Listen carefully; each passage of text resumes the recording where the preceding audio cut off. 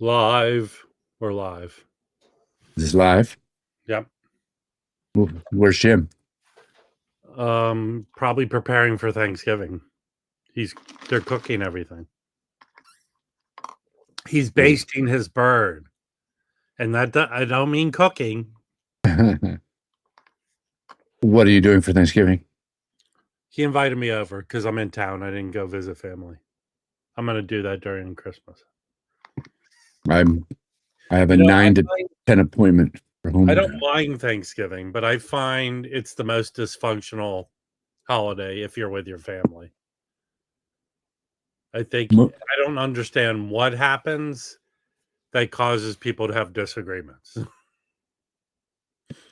Yeah, I mean, I understand why they're disagreements. I just don't understand about Thanksgiving that gives people the feeling that, oh, I'll just say this.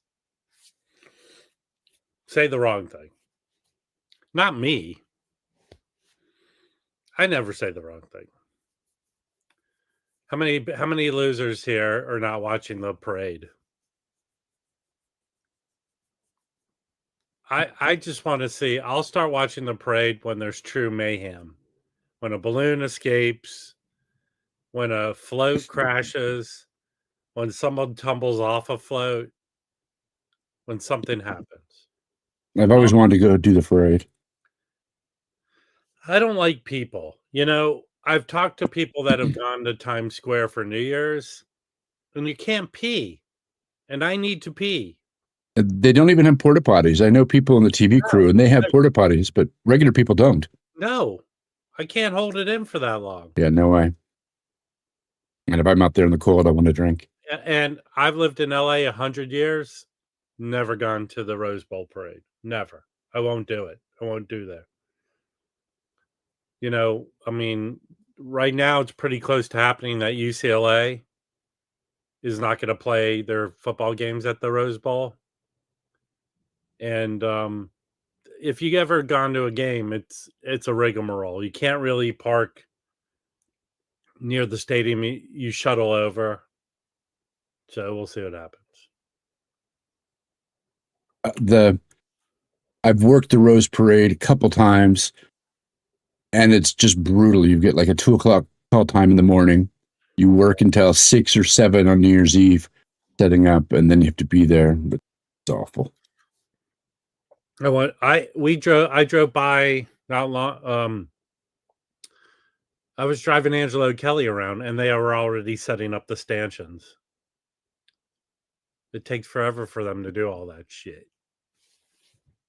Forget about building a float. You know, all the floats in the Rose Parade have to be, I don't know if it's like 90% like grown, like flowers or right or something. I think that's a big industry they have. Yeah. Talk about growing shit. Harry. You're muted. How's that? You go to Asia for 3 weeks and you don't know how to operate anything. Yeah, I know. Is it working now or not? It's very muffled. Konnichiwa. Konnichiwa. I always said to be. How are you, Harry? If I get my mic to work, I'd be okay. Yeah, it sounds like you're in the dressing room, spying over the hole through the wall.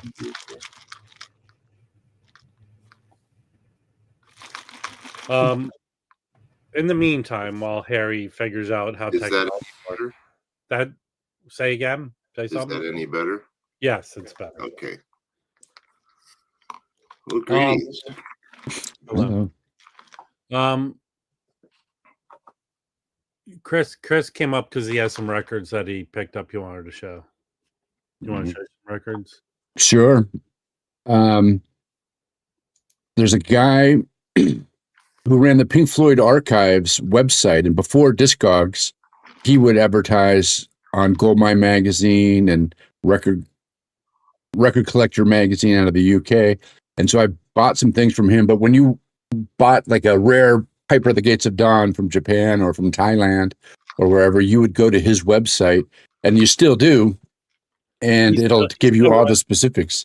He still runs the site. Yes, he still runs it, but he's like pretty old now, and he's written many books on Pink He- Floyd.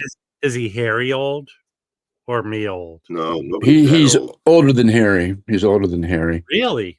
Right. And so That's he awesome. said, "Hey, I'm finally going to let go of," and he's been like the archivist of Pink Floyd forever. He's like, "I'm finally going to let go of some things. Is there anything you're interested in?" And I go, "I'm missing certain singles because I collect Pink Floyd." And so he sent me his list, and so I gave him 6 that I'm interested in pricing for that I definitely don't have. And then I didn't hear anything from him. And then late last week, I got in the mail, and I got the singles. He didn't send me the prices. He wrote a note and said, "These are a gift." Wow. Well, And let's preface this. I've never You've had been that buying before. stuff from this guy for a while, right? Well, it's not like I've been buying lots from him and haven't for a while. In 2003, my holy grail is Syd Barrett's French picture sleeve called Octopus. And in 2003, when I first really met him, he would only sell it to me for $3,000 if I flew to Florida and picked it up and he would not mail it to me. He wouldn't ship it to me. And now that's a $12,000, $13,000 single. Wow. My biggest collecting regret of my life. You didn't buy that. I didn't trust him, and I should have. He's the Pink Floyd Archives guy. It doesn't make sense. Yeah. So This I'll guy. quickly show. I think he wanted you to come to Florida for other reasons. I wish I would have. And so this one is Apples and Oranges from Ireland. And so I collect all their singles. It didn't come with a picture sleeve. Ireland, and it's pretty much the same as the UK, but it says from Ireland. I haven't been able to find this forever. Every Irish person I meet, I ask if they could find that, and they can't. This is It Would Be So Nice. It's a promo from Australia. And so I have all the Australian CMLE Play, Arnold Lane, Apples and Oranges, and I have It Would Be So Nice stock, but I've never had the promo. And he just sent me this promo. This is probably $900, $800. This one, it never even came out in a single except in Brazil. Pigs, 3 different one from 1977. This is a promo. Very cool. This is $800, $900. It's crazy. I don't even know the condition. This one, Another Brick in the Wall, Part 2, test pressing on Harvest, and it's just a test pressing before it came out. Wow. This is Awesome. I don't know how you price that. This one is the rarest and the best of them all. It's CMLE Play test pressing, and it came out before the release. I don't even know. I'm hoping that it's a different version than what came out in the UK. It didn't have a picture sleeve, but it's a Columbia test pressing. That's just awesome. This Apples and Oranges UK. I don't have the UK, and the sleeve has eluded me for years. And so this is the stock copy, but I don't have it. And the last thing, which I made a mistake, this is from Sweden. It Would Be So Nice. I have that, and I have a good condition one. So I'm going to gift this to a Pink Floyd collector. I haven't figured out which one, but I'm going to gift it to him because I'm not going to sell it. You can't even spell Pink Floyd, Rob. And so, hey, I do have $1,000 record. I do have many Pink Floyd records. It's weird. And I emailed him and said, "Hey, do you want to talk? Can I help you with anything? Like maybe he's dying of cancer or something." I'm torn. I'm getting these thoughts, and the other thoughts is like, why didn't I tell him I wanted that Arnold Lane Danish picture sleeve or the Piper at the Gates of Dawn? And I'm not going back to him and say, "Hey, can I buy some more?" I'm just leaving it alone. I'm going to do a video about these because I do certain videos about my singles, but I'm shocked. I'm so shocked. This is crazy. Yeah, they're not exciting. They're kind of boring, but if you ever spent more than a minute of time with Chris, you're going to go, this guy doesn't deserve the charity from anybody. It's great. It's the best gift anyone's ever given me. I know. Cool. And I'm very happy. Thanksgiving Day for you. It is very much Thanksgiving. I have to go to Whole Foods at 9. I have an appointment between 9 and 10 to pick up mashed potatoes, macaroni and cheese, and a few other things. Do a scene from Chris's Thanksgiving. They go around the table. and they say what they're thankful for. His wife goes, "My husband, my rock, my center," and then Chris goes, "The guy who sent me all these free Pink Floyd singles." Yeah, I'll be talking about this at dinner tonight when we're having like 12 people over, and we'll be doing that. And How Ian said, many of "Will I those play those people singles?" get it? I will play these singles, and I'll rip them, and then Well, you'll be able to okay. listen to them. Okay, here's a chance for people to help or participate with Chris and his channel. Will you do a live stream where you play those singles? No, Oh, well, forget about it. Don't go to his channel. Don't watch any of his content. they'll pull me down. It's I have to do some experiments. Right. Even if you play a little. Pink Floyd's really bad about that. You play 20 seconds of a song and it gets taken down, but then you can play hours and hours. Same with 13-foot elevators. You cannot play You're Gonna Miss Me at all, but you can play all the other songs. You just can't play that one song because some company in Russia has the rights to it or something like Hold that. on. I enjoy this. He likes you, Chris, but your volume's too loud. Am I loud? I mean, I'm Actually, loud. you're okay. Rob is too low. I'm excited. I mean, I got these freaking You're singles. below So, me, Harry. Not right now, I am. okay, I'm going to turn my mic down a little bit. Yes. Instead of "You're Gonna Miss Me," did you miss me? You were missed from this show, Harry. Without you, I didn't even realize there's a lot of awkward silences. Well, I've been told by more than a few people that without me, it turned into the Jazz Bums 2.0. Yeah. Well, Yeah. You want to know a funny thing, Chris? Some guy you really don't know sent you $2,000 worth of singles. Harry went to Japan. Nothing for me. Zero. Zilch. It's more like $3,000 Yeah, for the single. problem with Japan is all the record stores are into jazz, and then you got a little tiny area where they've got good music. Well, you live and you learn. Yeah. Did you ship stuff home or did you bring it home? No, I bought another suitcase and then brought them home that way. This isn't very nice. This right here is not very nice. So You big turkey. I did want to spend a part of time because I haven't really decided what I'm doing tomorrow for Record Store Day. I do think I'm pretty 80% sure what I'm going to do, but I know I'm not going to get up early, which I haven't done for a while. And I'm not going to wait in line at a store to get Record Store Day records. I'm going to go later, I think. So, because there's nothing particularly I need desperately, nothing I couldn't probably go online the next day and pick up. But I'm going to go out. I'll go, but I'm not getting in line real early. No, I'm not doing it. I have an offer for Fluffy. Fluffy, if you can come down and I will give you some cash if you could be there by 4 a.m. at Record Safari. I don't think you can change places with someone. I don't. My arch enemy, his girlfriend came up 2 minutes before they'd opened the door. She wasn't there for 4 hours, and then she walks up and she's second in line, and I was third. I was pissed. So you can do it. They'll let you do it, huh? No, you let it happen. You should have said to her, "Get at the end of the line." That's not the way it works. It was 2 minutes, and they were right before they were opening the door. Yeah, that's not how it works. I just internalized it, and now I hate him. You know what? I saw that guy at the Orange County Record Show. He did not come up to me. And he probably knows how I feel about his bullshit. Eric Schultz, thank you. I'm pretty happy for these free Pink Floyd singles. Yes. I don't think I ever even contemplated Vinyl Piper skipping down the street, but I think he might do that now. But Chris, that's the way it works. You were very, very generous in giving me some records. And, it kind of comes around. It's the way it works. Vinyl Piper's given me records. But, that's what this whole thing's about, right? Sharing the love of music. No, I agree. Speaking of me being old, I will be 72 years old tomorrow. Oh, happy birthday. How are you going to celebrate? I'm going to go to record store day.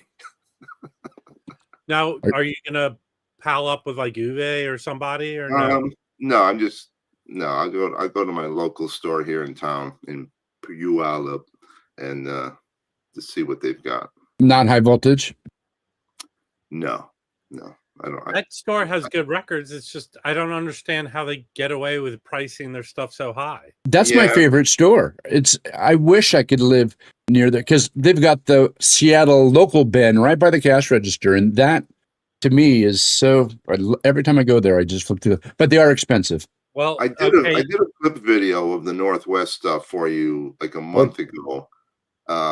There was nothing outstanding in there really that I could tell, and I thought, well, I kind of forgot to send it to you. But next time I go there, I'll do another one. Yeah, the key thing about those flip videos is making sure it gets to the person intended. Hey, Rick, from what I understand from the In-Groove, I somehow luckily found a copy of it that someone brought to a record store I go to, and I bought it. But I heard that's very allocated. Well, he said a lot of stuff is allocated, but it might be harder to get than you think. The Curtis Mayfield. So we'll see. Is that the one that's just called Curtis? Yeah, that but it's been released really nice by I think Music on Vinyl. No, Run Out Groove. No, it was Run Out Groove. Yeah, I've got the Run Out Groove. I'm happy with it. Yeah, it's a double disc, right? Yeah. But I can tell you, I have an OG of it, and I have this one. But I can tell you that what can I tell you? I can tell you that you should, go out if you can. I think you should be able to pick it up online the next day. That's what I think. But I was talking about Chris. I'm interested in that Love Box, and Chris goes, "Well, you could probably find all those records," and he's not wrong. Yeah, but there is a disc in there of rarities. Yeah, okay, that makes it. Then you kind of want to do it. How expensive is it? I want the Dylan record too. Okay, so do I. Here's what we're gonna do. If you want to participate a little bit in this, let me share the screen, which is a process. Share screen. I brought up a record store that has prices. So I have a record store that has prices here instead of the RSD. Let me see if I can make this a little bigger.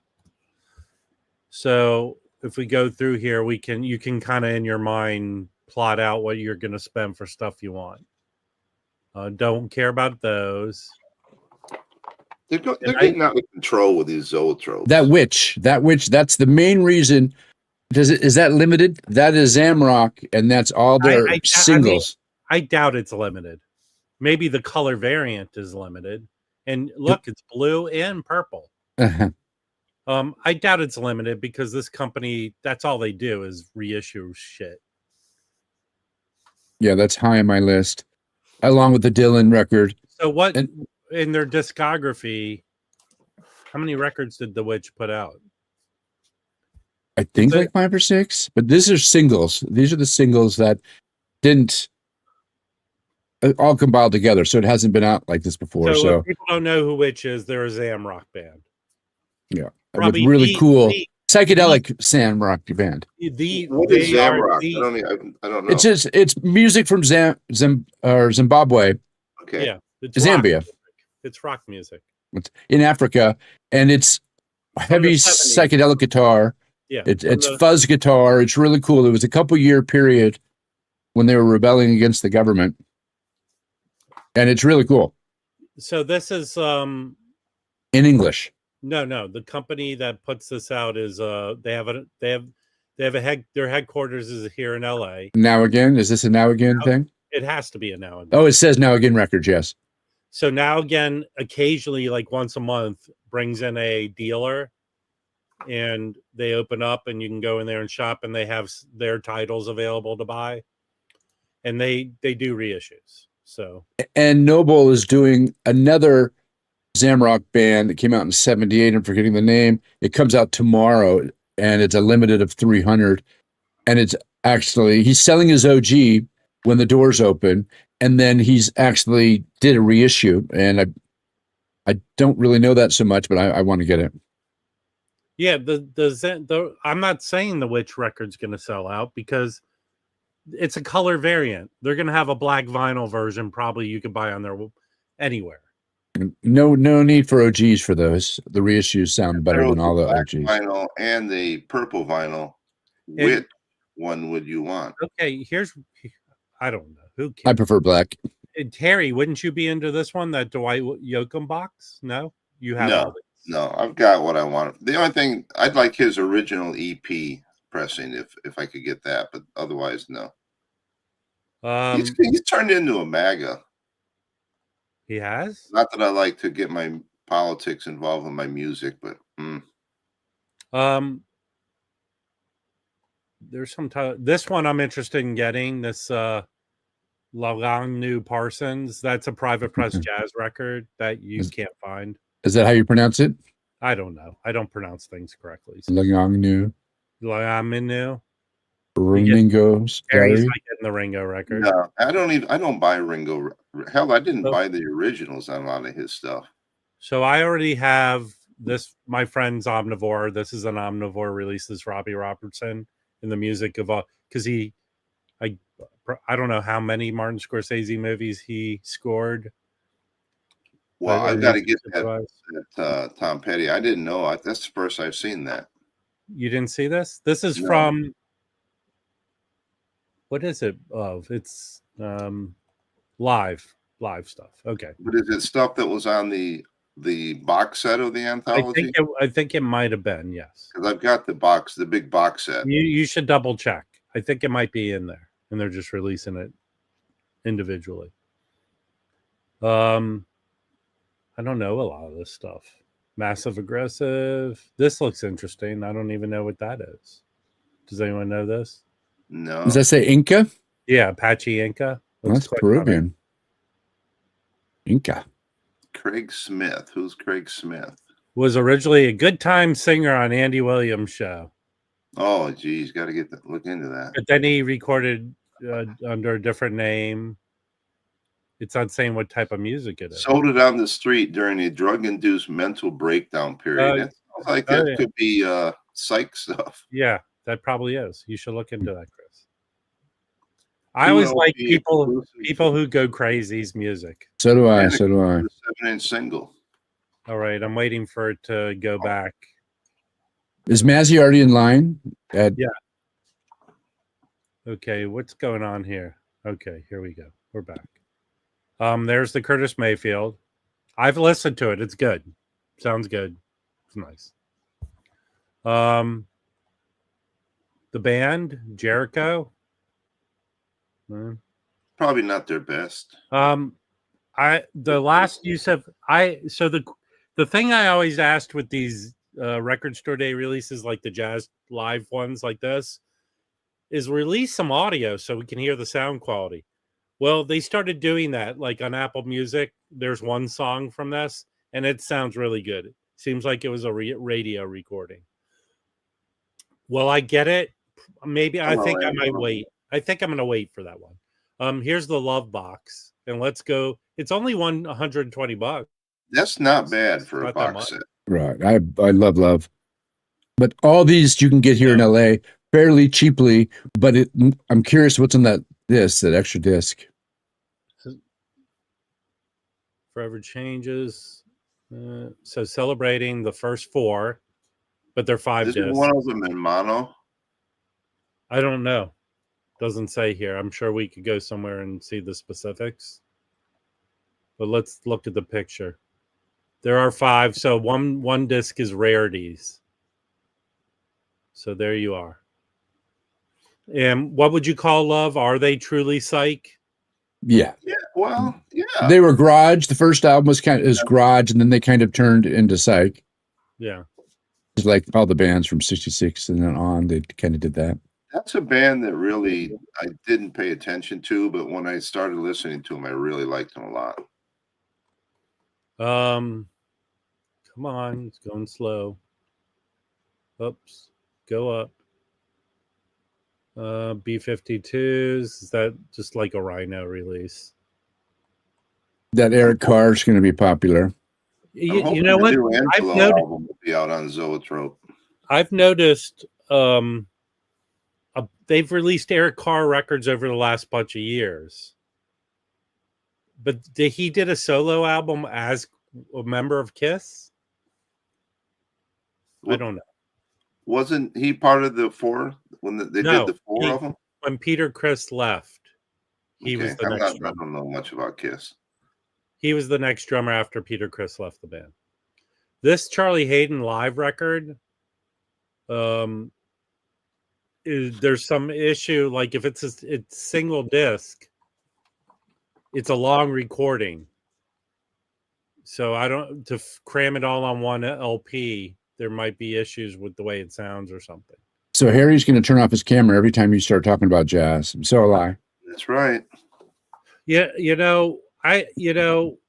I don't no, talk I got my eyes are really sensitive to the light this morning. I don't talk shit. I don't talk shit about the endless nonsense you show here. Well, it's just you're going to talk about it tomorrow on the Jazz Bums, and you probably already talked about it on Tuesday. I don't know if I'm going to go on the Jazz Bums. It's record store day. I'm going to be tired.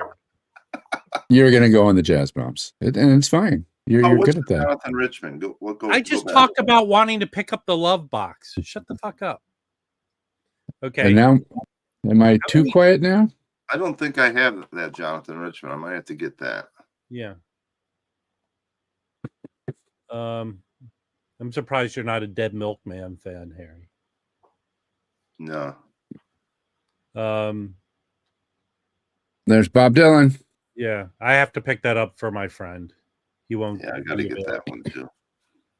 That's not priced very high either. That's pretty good. Well, yeah, but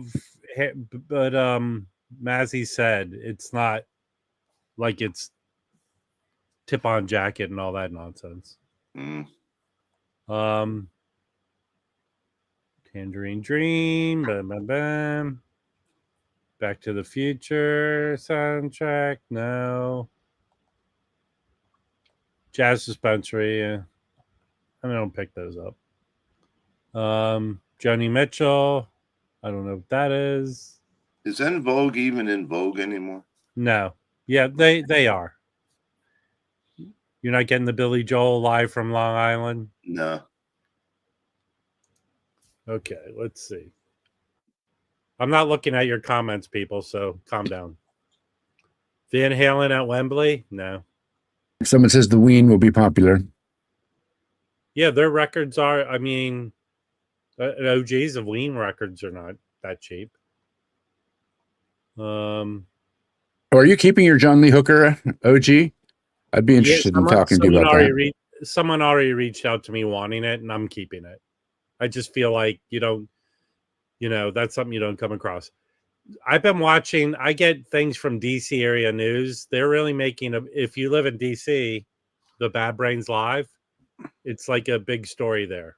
Are you going to be getting that SpongeBob picture disc? No.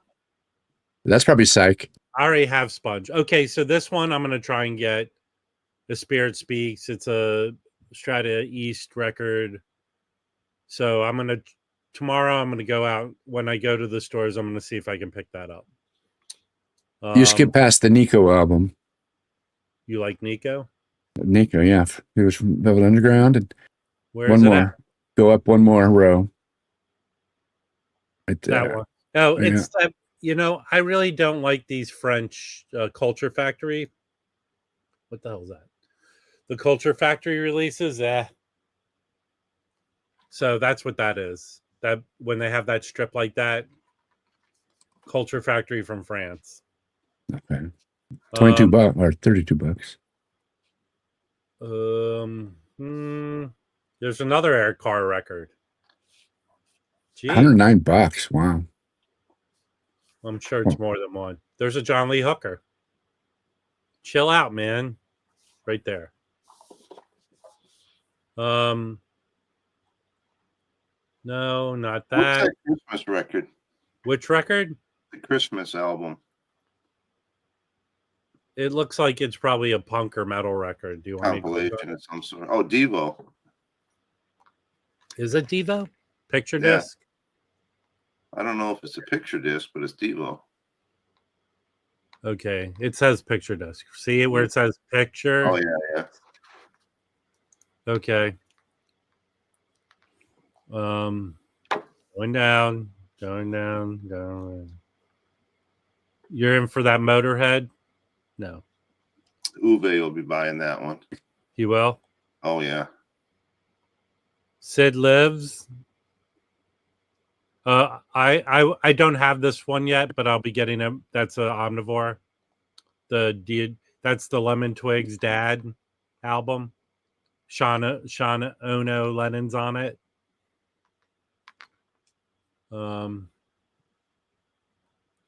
John Hurt, Flaming Lips. I think that will be a big one, I'm guessing.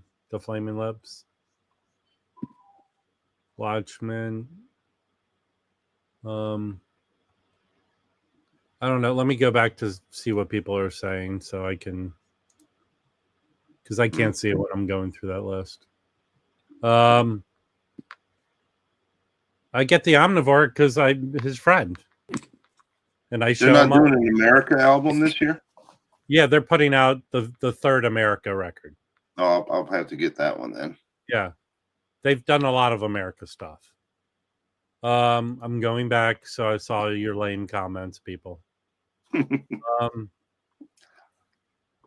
That's this acapella record, right? That's Todd Rundgren, right? Yeah, it's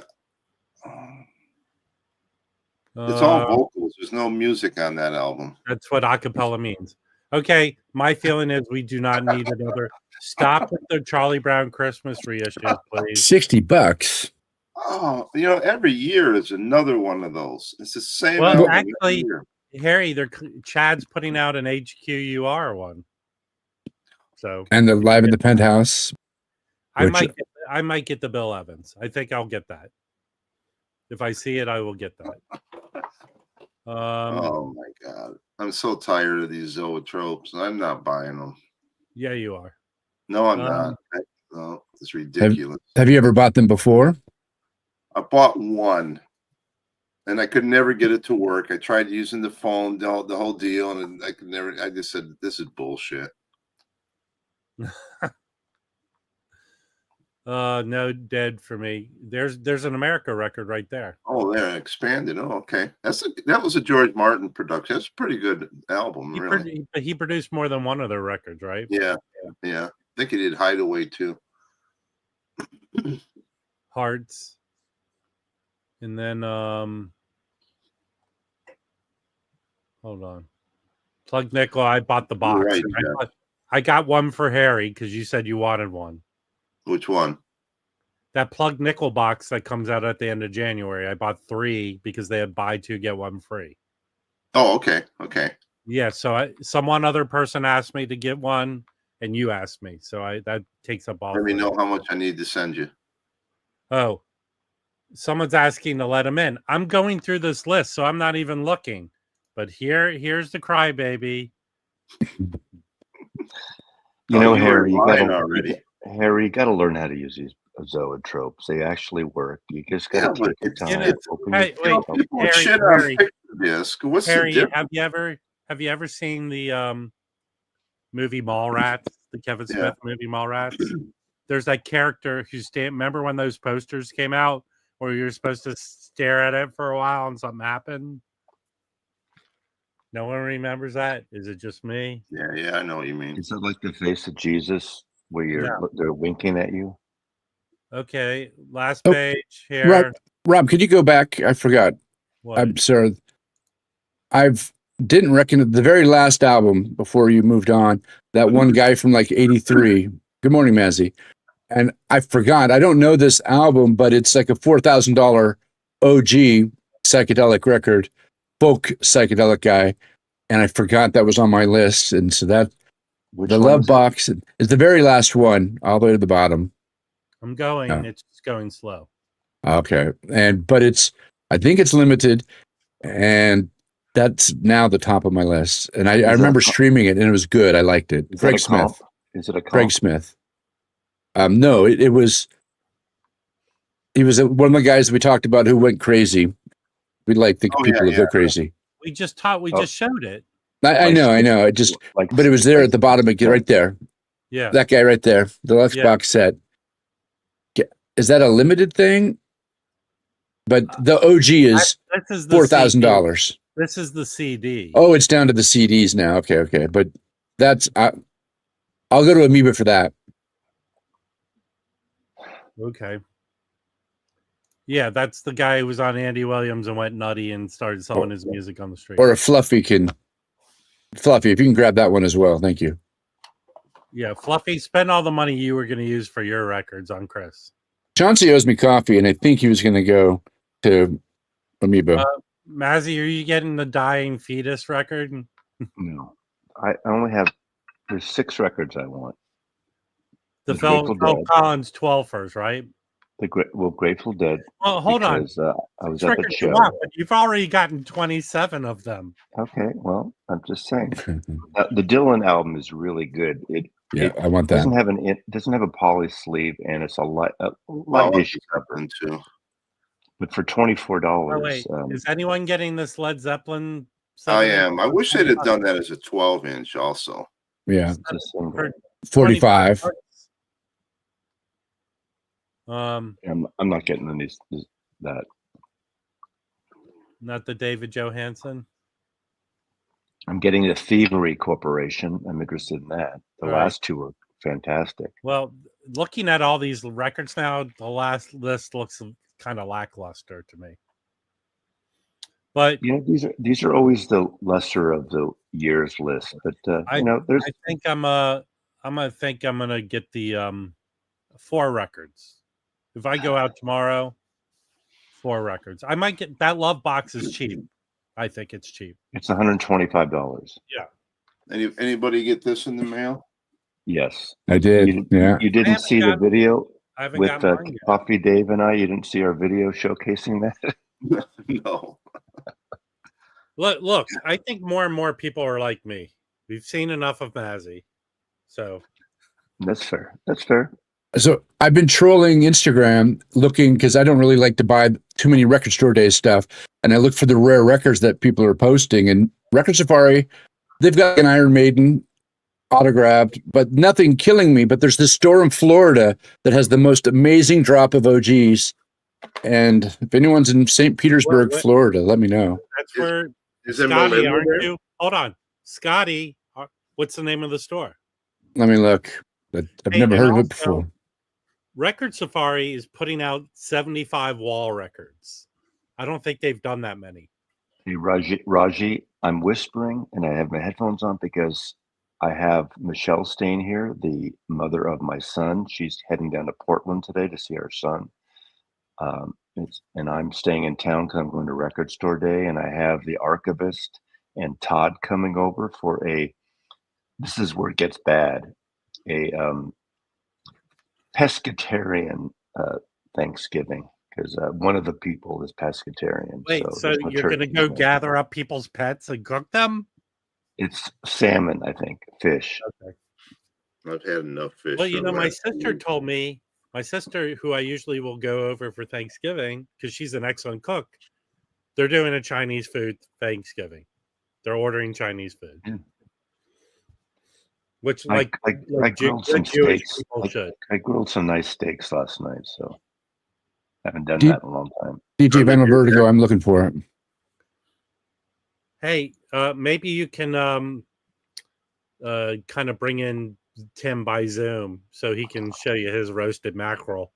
I did I don't know if I commented, I might have, but I did really like Tim's REM review of that one step. Yeah, and that's great that it was test pressings.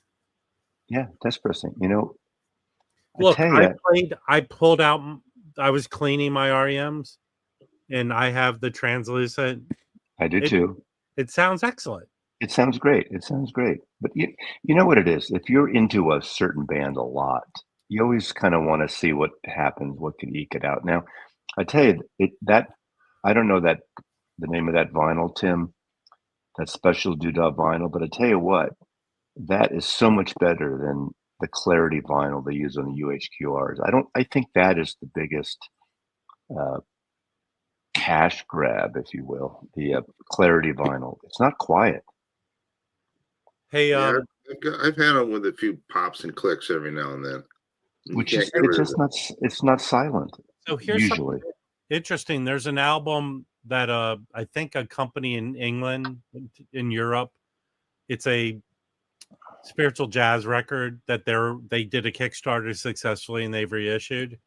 So I wanted to listen to it, and it's on Apple Music. And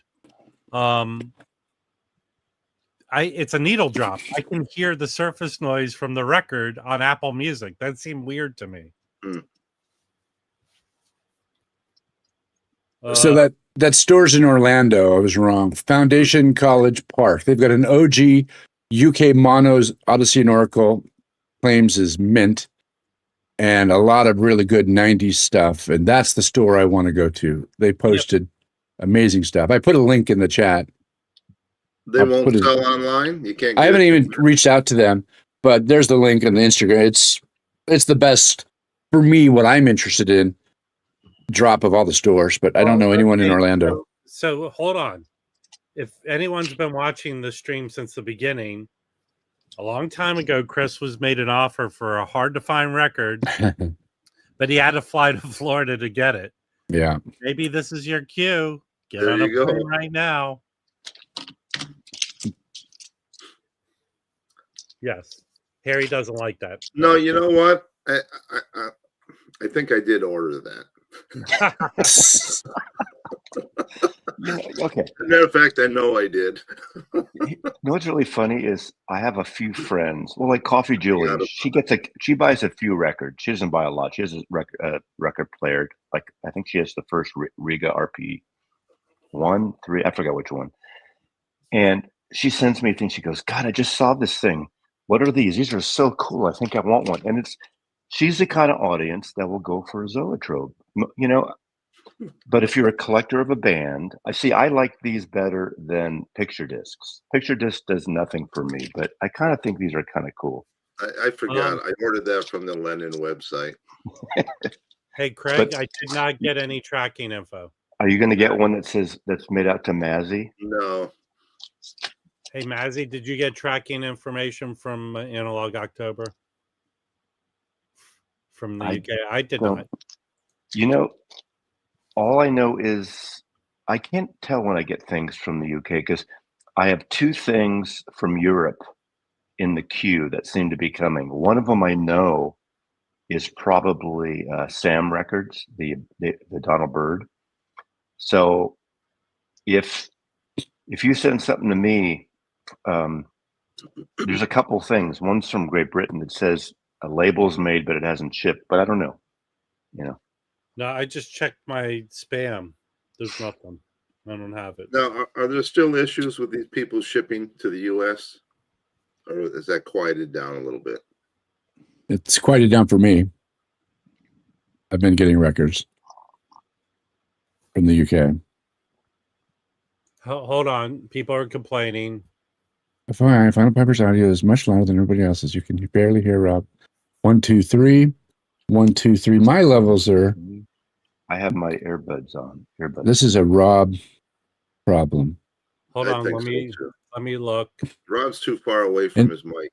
If Pretty the doors... I haven't seen you in a while. Can you hear me better? Holidays. Can people hear me better right now? Unfortunately, no. I'm using a fancy mic. No. And I got my headphones. I mean, I can put on my headphones. If the Doors released their first couple albums and Love in mono, Zoetrope, I'd get those. You see, I've only get the 45 RPM, right? You know, I did pick up.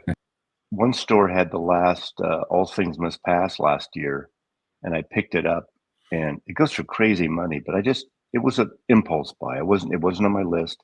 It was the second or third store we went to. It was one copy there, and I grabbed it. And then, of course, that's in demand. This time, I am gonna pick up the Living the Material World. The Beatles stuff I have to get for me. So, you know. Well, hold on 1 second. It's quite ironic, Rajesh, that you made a comment that pissed me off. Does my audio sound better now? I will say this. I only had a chance to watch the first volume of the anthology. It looked really good. Beatle people, the freaks, the fucking nerdy freaks are complaining it's 10 minutes less per episode. I think Why? they tightened. I think they tightened it up. They No, edited then it. there's no commercials. There's no commercials. No, but I mean, but just in general, they did tighten it up. They used some new stuff and old stuff, but the image, what they did with the image, the Peter Jackson fixing the imagery and the audio is fantastic. I think what they did is they cut out every time Ringo said peace and love. Yeah, I think Well, all Can I make- 6 of the 9 episodes are up now. can I make on a Disney. suggestion to everyone? The Black Friday deal. You can get Disney Plus and Hulu for $5 a month for a year. Yeah, we just did it. So I'm gonna For do a that. year. For a $5.99 for a year. $4.99 for a year. Okay. month. $4.99 a month. The other good one is HBO Max. You can get that for $2.99 a month. But that's only for 2 months. Is it 2 months? Yeah. Okay. All right. So there you go. What are you Scotty doing? will drive to Orlando for you. Everybody, yeah, right. That would be great. Hey, I'm simultaneously watching this stream and the Macy's Thanksgiving Parade in mute. If you go, okay, I have Peacock, which I pay $1.99 a month for, and you can go there and watch that all day long. I know. Welcome back, Harry. Thank you. Ohayou gozaimasu. I didn't pick up any Japanese. Nah. Wait, you didn't pick up any Japanese women? You're No, married. none of the manga girls. You didn't go to any of the bars with the drink girls? No, I was with my wife and both of her sisters. Did you see any rare white label promos or test pressings or any crazy stuff? All I had limited time, although Tokyo Brian was really nice, really essential in helping me get around. But I only had limited time in each store, so I went right to the Beatles section, all the solo Beatles sections, and then I would look elsewhere if I had enough time. Nothing really rare, or I would have picked it up. But... Hey, Rob, on that list, that rough trade list there, Ghost Note, that's going to be a good one. They're kind of like a funk jazz kind of group. They're kind of like Lettuce, Galactic, that kind of stuff. So they're really good. It's going to be a good record, I think. I'm looking forward to Thievery Corporation because the last 2 they did were really good. That one's not my favorite. I like the other 2 though. That one's not my favorite. With that. But the quality of the pressings, the covers are beautiful. I just didn't care for it too much, but I like a lot of their stuff. I just didn't like that one too much. I'll show 3 Beatle albums I got that are kind of valuable. That I got Sunvolt too. I'm getting the favorites. I have that. But also, for some reason, it had this insert for the cover. Yeah, I have that version. But this includes the 7-inch promo. Oh, that's nice. And this goes for quite a bit of money with that promo single. I don't know. I don't know if I have the single or not.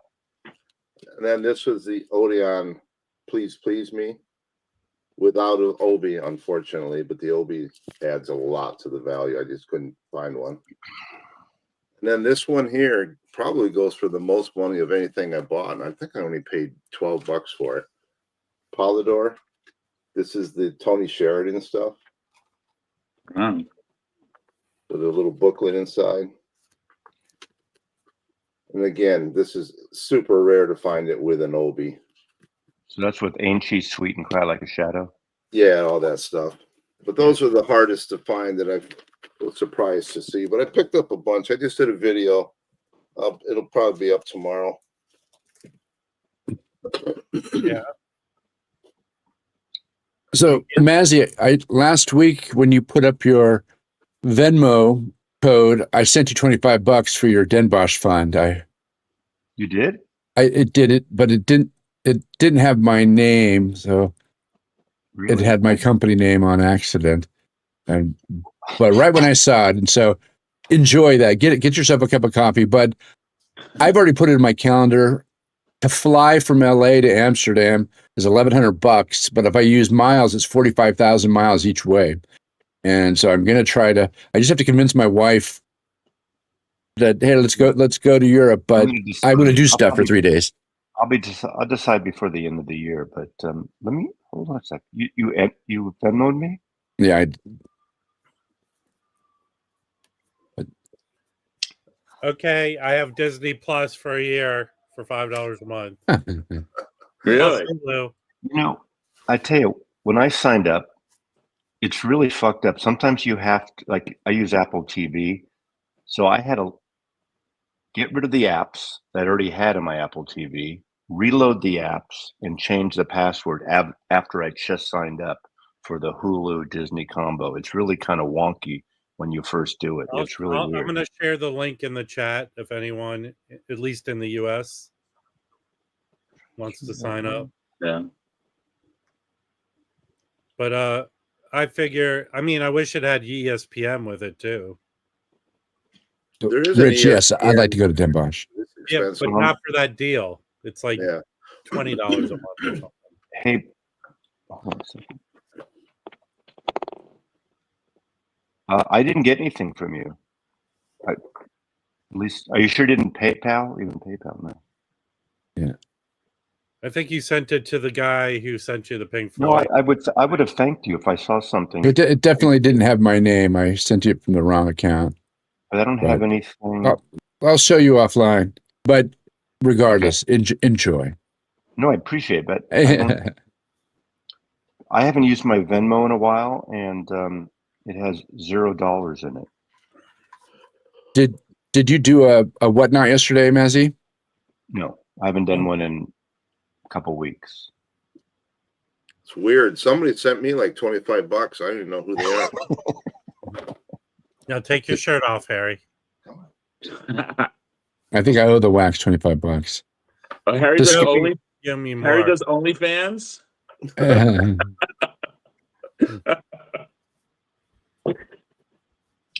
Yeah, the last one is. Hey, Scotty, don't you help out at a record store for Record Store Day? Yeah, I'll be at Daddy Cool tomorrow. Yeah. Yeah, I'm gonna go as a customer first because the last time I missed out on a lot of stuff, so I'm gonna help him out afterwards. Yeah, you know, there's gonna be an international. I think I said it before. There's an international record fair happening in Orlando, Florida, in February 6th, and there's gonna be a lot of Japanese dealers there, supposedly. That's what I heard. So I know you don't like going to Florida, but you know, hey. Angelo, I got the money, but you sent me 5,000 yen. That's like nothing. Yeah, what was the exchange rate? Let's see. What would 5,000 yen be? I've got a little app for that. 5,000 yen is $32. Okay, I'm just going to say this to Chris. You spelled my last name wrong. That's why I didn't get it. Oh. Did it go to somebody else? I don't know who it went to. My last name is Maslov. No F, no Z. They went to Maslov. Okay, well, hopefully they enjoy that. Oh no! That's probably not cancel the send. You can, that's funny. That's not a real name. I bet you it's not a real domain. So thank you anyway. Hold on. Hey, other Mislov, enjoy the heroin you're gonna buy with the money Chris sent you. Well, that's funny. So what time? Here's another thing I found. Record stores are not caring about opening early. A lot of the stores in LA are opening at their normal time. Daddy Cool's open at regular time now. They're not bothering. If they're not doing the early times, my local store, normal time. 11. The lines haven't been that long either. They haven't. People just come whenever now. Recently. Well, no, the last Record Store Day I did go to Canterbury in Pasadena. Long line. I got really? There. Yeah, because they're not a great record store, but for Record Store Day they are good. Okay. So people know to go there. I would imagine I'm going to go to Portland and go to Too Many Records. He's got a big sale going on for his rare stuff. It looks but good, they'll be closed. But What? I imagine if you went to Amoeba, there would be a long line. Yeah. Oh, I'm sure. Yeah. But I know Amoeba, they're opening up at normal time. They're not opening up early. You know, record stores have a history of opening up late anyway, because rock and rollers and all that shit. The only one here is Easy Street opens up at 9 because they have their cafe opens up at 7 a.m. So that's the only store you can go at 9 a.m. to a record store in Seattle. So The if you other go ones to open Easy up Street for breakfast and get in early, how does that affect your spot in line for record store day? Well, it's not open for record store day that early. I know, I think but it's what if you're in their diner eating? And then, I have a feeling the diner's not open. You have to get in line. It's a separate thing. But Yes, they do. I don't know if they still do. Easy Street used to go out and hand out bacon to everybody in line. Hey, see, here's the problem with the UK and Japan. They do exclusives to those countries. I pulled up the UK list, and they don't really designate because it's their country. Oh no, Mazzy. the different list. What's up, Mike? What's up? Hey, Mike. hello, Mike. But there's usually 5 or 6 titles in the UK that are exclusive to the UK. Let's get the dirt on record store day now from a real record store owner. The dirt. Well, here, Mike is taking out the records and slipping in other records and resealing them. Have you gotten fucked by the big labels yet, Michael? Never mind. Just the normal amount of fucking. Nothing. Well, Nothing. hold on, Mike. Have you listened to anything you were interested in yet? I listened to the Talking Heads. I listened to the Doors. I listened to the Curtis Mayfield, which was great. How's the Heads? It's good, but it's really rough. I mean, it's rough demo stuff. Mm-hmm. So it's not the sonic marvel that the last 2 live releases were. But it's good. I mean, but it's good for collectors. They got these price tags on them that I can't get off. Top-notch price tags. Top-notch. These are waiting for me in my mail when I got back. There's a few more titles that I actually wanted to pick up. I only got a couple of them, so I thought to myself, let's just leave them in the bins. You can come to Seattle and get in line at Easy Street now. Are they lining up already? No, I don't know. Now, Mike, what time are you opening up for Record Store Day? 8 o'clock. I'm still going to open up early. Yeah, I've noticed a lot of stores in LA now they'll just do normal time. What's the title you ordered the most of, or you think will be in most demand? I mean, the titles I ordered the most of. I think I ordered 500 Curtis Mayfields, 500 Billie Eilishes, 500 Chappell Roans, 500 Led Zeppelins. I think those are the titles I ordered the most of. So that Led Zeppelin one you think is going to be big? I mean, it's Led Zeppelin. I don't know if it's everybody's that's a Zeppelin fan is probably just going to pick it up. I think I only got like 100 and something. Sell big tomorrow, it's going to sell eventually. Yeah, I think it'll sell over the course of the next 24 hours. But I only got like 100 of them, 100 and a quarter, I think. So I can't remember what song I have. I have a white label Atlantic promo of a Led Zeppelin single. Is that worth something? Probably at least $100. I don't think any of them are worth less than 100. Okay. Did you get the Craig Smith album? There's 400. It's the psychedelic that came out in '83. Is the guy who kind of went crazy, and his OG is $4,000. Looks like there's only 400. I think I got everything. The Ringo Starr was canceled. Oh. So no Ringo. So Ringo was canceled. Damn. There was an issue with NXS. There was an issue with what? The NXS. Oh, really? Yeah. Oh, no. So from what I heard, nobody's getting that till after Record Store Day.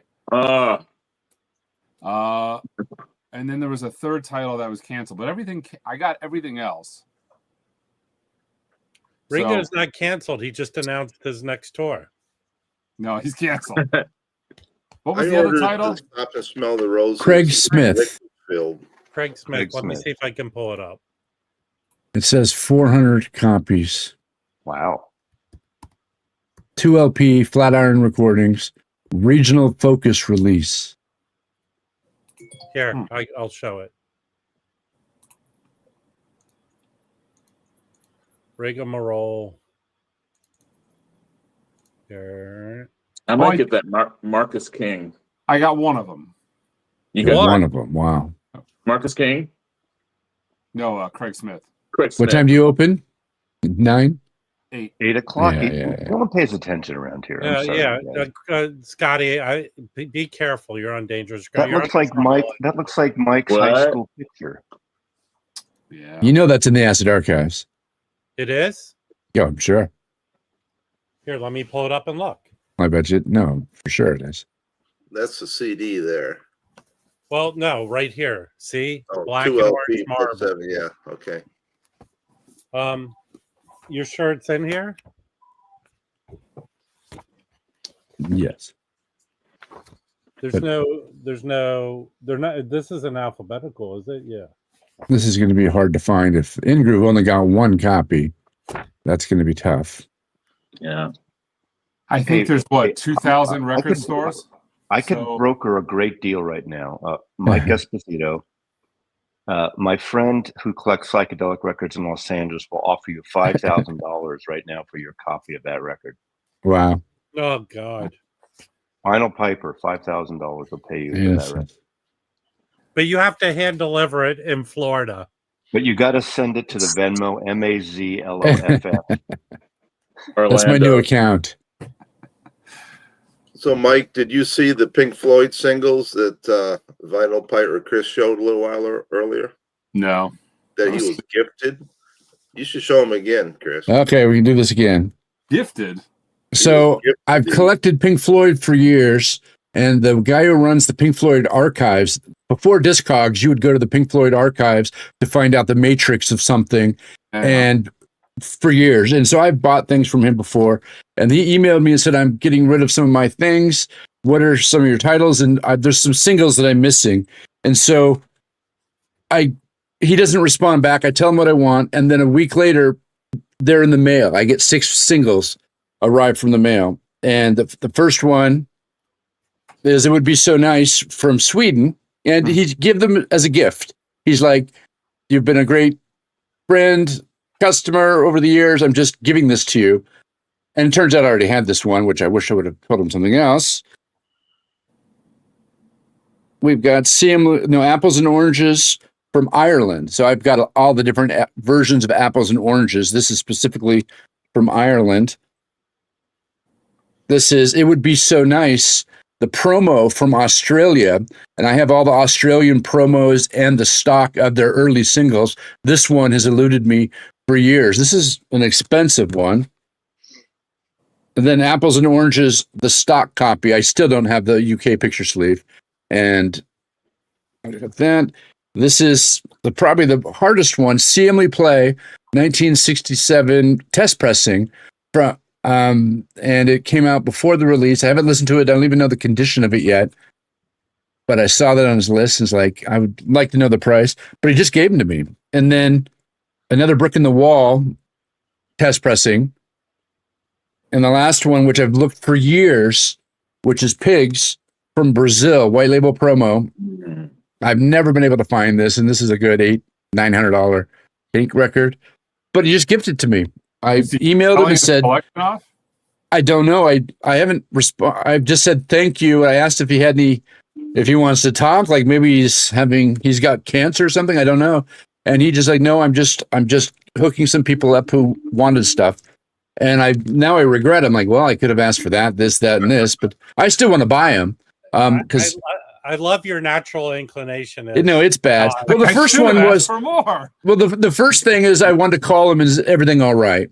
And then I want to know what he's doing with the websites, the Pink Floyd archives. I've always kind of wanted to help him with the Pink Floyd archives over the years, and he didn't respond back to that question. But the best gift I've ever gotten. It's great. I'm pretty happy. There's nothing like the gift of death with records, free records. It's weird. I don't know why he's doing it. Rob knows this firsthand. But this one, I'm going to gift this one. I already have a copy. It's super rare, and I've got a couple Pink Floyd collectors that I'm just going to I'm going to pass it on. Well, hold that'd on be one Mike second. at the In Groove, 3300 North 24th Street, Phoenix, Arizona. Do you collect the singles? I pretty big Pink Floyd fan, but I don't. Yeah, I know. So this, speaking of, thank you, Chris, for a segue. Our new segment on the stream is a question every time Mazzy's on. Hey, Mazzy, are you dying? Thank you. So speaking of death, Uwe's daughter, Danielle, is a big Queen fan, and I have the Queen box set. And somehow it came about that I said, when I die, I'll give you the box set. Well, they took care of our dog for 2 weeks while we were gone. So we bought him some things in Japan, and I took the box set over and gave it to him as a thank you for watching the dog. When Danielle came home from school and saw it, she said, "Is Harry dying?" Is that the same box set Rachel has? Yes. So you gave your friend's daughter, The you're shitty not box. dying, a real shitty box set. Well, she likes it. Yeah, I'm just Obviously, kidding. I mean, How old is she? How old is she? I don't know, 17, I guess, 16, Wow. 17. That's very that's good sweet for of you, her. Harry. Yeah. But, you know, That's really they sweet. watched our dog for 2 weeks. So, you know. Yeah. I watched it too. I just have a video camera watching her dog. You left your dog with them? They didn't come over to your house, Right? Because if you check, if they came over to your house, maybe it would have been gone already. It would have been, yeah, right. Eddie Perez, you're a fan? Who? Eddie says he's a Pink Floyd collector. Yeah. It's hard to be a Pink Floyd collector. There's a lot of stuff to collect. Yeah. It's never ending. Not the Beatles, but still it is. Now, how would you put Pink Floyd in the realm of, they're not big cash grabber band, are they? They cash grab. Good as the rest of them. Like they put out that Pompeii. I know they put out stuff regularly. All the early singles box sets, the 50th anniversary stuff. There's so much more they could do if they wanted. I'm looking forward to you were here. Now they have no control anymore. Now it's the label. So right. They sold their catalog. Yeah. But I mean, they're involved still. But like this box set coming out, was it the Wish You Were Here box set? It's the label curating it with. I mean, the band is involved, but they can do whatever they want. In fact, you'll hear interviews with David Gilmour. Says, they're going to do what they're going to do. He's let go of it emotionally, I think. I mean, he got his Rev. They only put out one album, right? Haircut 100. But they did reissue it with the unreleased album. Did you get that? And they're touring the U.S., right? Did you go see them? Haircut 100 is okay, but they're no Ice Castles soundtrack. Hold on. Earth, here's the I deal. just picked one up for $1. Here's the deal. Initially, I called myself the Waxed. But when YouTube said, look, you have an opportunity to brand your channel with a name, I decided to go with the Boomer Scalper. Because there's no one called the Boomer Scalper. There's people called the Waxed. What's Jim doing today? Scalper has a negative connotations. Mazzy, have you met me? And then to Harry, he's Thanksgiving dinner. Jim has very little skills. He's not a big two things at once kind of guy. But So who's decided on Den Bosch? Anybody? I just the only thing the hurdle I have to jump is just renew my. I want to go. Hey, Michael, when do you find out when Record Store Day is next April? I think it's the week before. I'm not 100% sure, but I'm pretty close. Can you reach out to your connections? I've sent them an email. How about reach out to the asshole that dumped on too many records? Me? I've reached out to them. The other asshole. No, I've reached out to them. I don't know if you know who Matt Vaughn is. Matt Vaughn owns Easy Street Records in Seattle. I think he's one of the, I don't know if there's a board or whatever they are. He's on it. And he reached out to me after he saw that in my video and heard about it. We're going to record something after. He goes, I want to give you some insights on it, and we'll record something. He says, didn't you say that there's he said woman what Too Many Records runs said. He says there's some truth in what he said, but he said he got a lot of things wrong in his video. So I don't know what that means. Did you watch his video? It's very biased. I did watch his video. I mean, you're definitely only hearing one side of it. So Yeah. I'm sure there's that dude is a wounded puppy. Well, He elicits sympathy from people. He's a putz. He wants a collab. Mike is doing it. There is some inaccuracies in his video. I don't know everything, but I do know for a fact they don't make you buy everything. That's not the case. No. You can buy select titles. Like, for instance, the Jazz Record Center only buys jazz titles. They participate in Record every store day, single year. They have the jazz titles. They're not buying Doors and Talking Heads records. They're buying the jazz titles. And a lot of other stores, even locally, do that.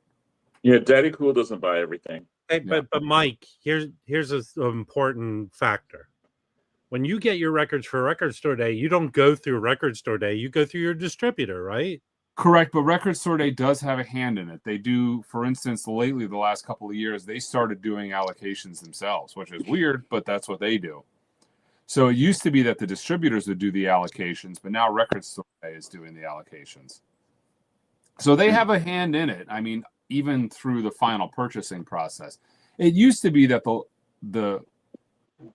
the distributor would do the allocation, which they always allocated based on what they viewed as the size of the store. So they knew if you were pretty much ordering very little used or new records throughout the year, your allocation would somewhat suffer for that. You know what I mean? If you ordered 50 used new records from them a year, came Record Store Day, your allocation of titles was somewhat proportionate. So I always did pretty well because I have so much in the way of new records.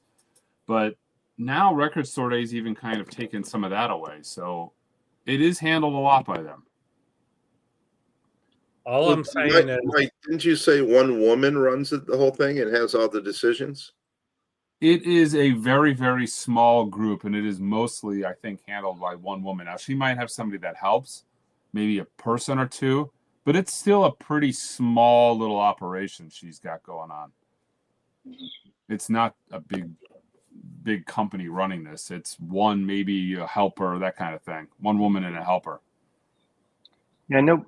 As I recall, back in it was like Bull Moose and Millennium in terms of the stores. People are on the board, maybe. Is that what it is? Well, there was a group of people that started it, but I don't know how much involvement they have in it. I've not heard much about it. Now, I know there is kind of a group of people that are more active in it. So they have a Record Store Day, like a live stream or like a group. What do they call it? Where you all meet up on like Zoom call. They have like a Zoom call that they have a couple of times a year. And I think that's the group of people that are a little bit more active in it. And I don't know if there's an official board, but there is a meeting place for stores to participate in that. Like a committee or something.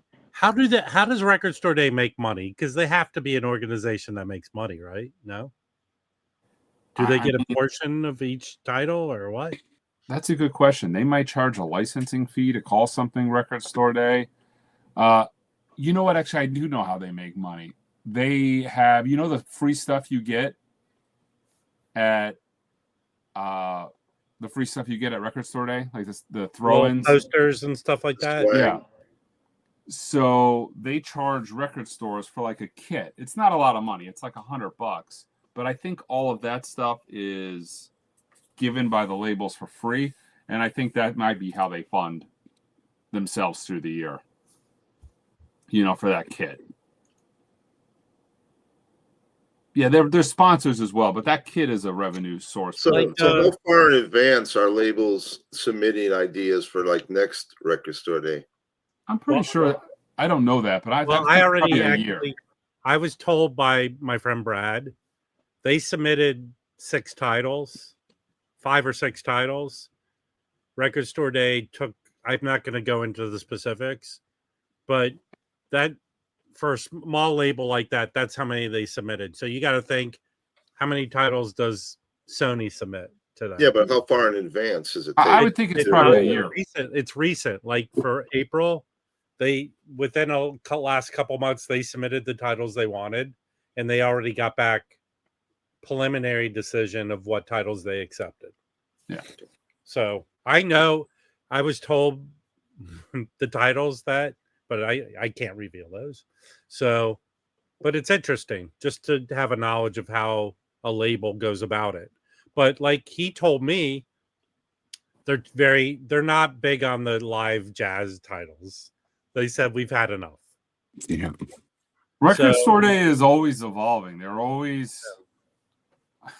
I've seen it. I've been doing this 10 years now in heavy, and it's morphed like 3 times now. And I think we'll probably go through another morph pretty soon. In what ways? I mean, Record Store Day started off with 7 inches. Mostly 7 inches. Then it went into more of the album version of the original Record Store Day, which was more LPs and indie stuff. And there was also a point in time where there was more stuff that was getting first-time issues, things that hadn't been on vinyl a while, but that was more towards the beginning of the vinyl boom. And then it morphed into more live stuff, more live and like Zoetrope. That's where we're at now. But I think it'll move again. And there was also a time where there was no jazz on Record Store Day list. There was no classical. There was almost no R&B. God, the good old days. So it's changing, and I don't think the quantity of jazz that's on there, especially in the live jazz segment, I think that's going to start shrinking. It already has. So we're going to see less of that. Well, I think you're seeing it because last year there's our Pepper live record, which is excellent, by the way. That came out a month after Record Store Day, and you knew that they submitted that as a title. Yeah, that was something they probably had ready to go. And yeah. So, Mike, did you hear the Love demos or that extra disc? I did not listen to the box set yet. Stuff came so late this year. I was scrambling at the last minute, so I actually got stuff overnighted to me that Tuesday that I didn't receive till yesterday, like 5:00 in the afternoon. So we had a couple hours to get stuff scrambled and ready for the event. I'd buy that, Angelo.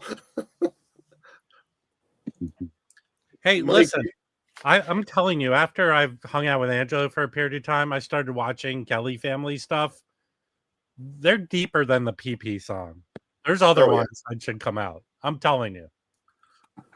Mike, on the Ringo Stop and Smell the Roses liquid filled disc, have you ordered any of those? I ordered all of the liquid filled discs the day they were announced, and I ordered them direct from the main distributor for that, and every single one of them came. None of them came. They all are on my back order list, and they're all marked as discontinued. Yeah, because I ordered one and it said, the order's still valid, but it's been delayed. So I have no idea. I don't know if it's coming or not, but not one of those liquid filled discs I ordered came. And I order a lot of records from that distributor. I generally never get allocated nothing. So I can't imagine. I mean, think about it. It's spinning. How is it going to be no wow and flutter with water in there? I know it's going to go out the outer edge. I don't think the people that are buying liquid filled records care about that kind of thing. I know, but I'm just thinking it's a goofy idea. I've got to think that there's something in it that it's not purely like liquid. There's like a lava lamp sort of thing. Well, I don't think that would necessarily cause an issue because there's the one table, the Claudio table, that actually has a liquid filled platter. And his rationale for that liquid filled platter was once it's up to speed, the inertia of that is more of like a stabilizer. So maybe it acts that way on the vinyl. I don't know. Well, that's, and also I believe too, I don't know how many times this happened to you, Mike, where they're allocated, but then after Record Store Day, you end up getting those some stuff is not fully manufactured. So some stuff they do partial manufacturing, they ship it off, and then more come, like for instance, the Charlie XCX 7-inch promo or 7-inch last year or this year, earlier in April, that was only a partial manufacture. Like we knew ahead of time, like there's more of these coming. The run wasn't complete. So, it's not a repress. It's not a second run. It's just the original run hadn't been fully built out. So, I mean, that happens as well. But they were cutting it to the edge on a lot of these titles, including the NXX, for instance, which I think is coming. It's just I don't know if anybody's getting that in time for Record Store Day. Ooh, I just got an email from Music on Vinyl. They're putting this album out. Sorry, Callia. Oh wow. Yeah. That should be good. I want to see that as a craft title, like an official. There's so many craft titles. But I mean, as like one of their audiophile. Yeah. Under one of the audio. The fact that they released the other one is that is it Bluesville, whatever. Yeah, his first title. Yeah. First album. Hey, listen. Hey, Rich, make a normal comment, please. Just make a normal one. Like, look, my tests came back and they're negative. Something. I'm clear. Just how be many normal, donations? please. How many donations did you get, Mr. Maslov? I'm really curious. 2. I mean, I'm just debating. Like, I'm wondering if I could just, because working is hard. I'm looking for my exit plan. Can I just retire, make videos, collect donations? I thought you were going to pay. You wanted to put me on the payroll, and so take me to Den Bosch instead to be a second handful. Work the booth. Featuring celebrities. When you go shopping, I can stay at your booth and do the deals. Oh, I got Alicia for that. She did a fantastic job. Yeah, but I'm probably a better pitch man at records than she is. To be honest, I don't think so. You do the math. You go to a record show, there's like 4 ladies the whole entire show, and she's one of them. She's a crowd attractor just because of the fact she doesn't have a penis. So you got to show more cleavage, man. That's true. Just by default, she does a good job. But she told me she insists on getting a life-size mic head, like a printed head, for the next show that says Mike will be back in 5 minutes. Because she said there's a lot of like people that just awkwardly linger around the stall, wondering where I am. You should get like one of those full-size cardboard stand-ups of yourself. That's what we're gonna get. She wants. From Mike my will return in observation, 5 minutes. Mike took a lot of pictures with people that normally I wouldn't want to be 10 feet near. So a big cardboard cutout would be good. Hey, Raji, that Terry Collier is a new cut. It's different than the one that came out with the extra disc, the new Bluesville. No, I think he's talking about the one I showed, the Music on Vinyl. Oh, okay. Got it. Mike, did you see some crazy high-end grails on the walls that you would have loved, except the price is crazy? I mean, there's a lot of stuff that the prices are crazy, but a lot of the stuff that, so oddly enough, the 2 things you see the most of are high dollar American jazz records. So like Blue Note, Prestige. So you're going to see a ton of that, which is bizarre because you would think you would see that at high-end record shows here in the States, but you don't. Not like you do there. And then more of your Prague, Italian, so, the high-end Prague and European psych type of stuff. That's what you see the most of there. And I try not to buy, I'm not buying that many high-end jazz records anymore because I've got most of the things I want.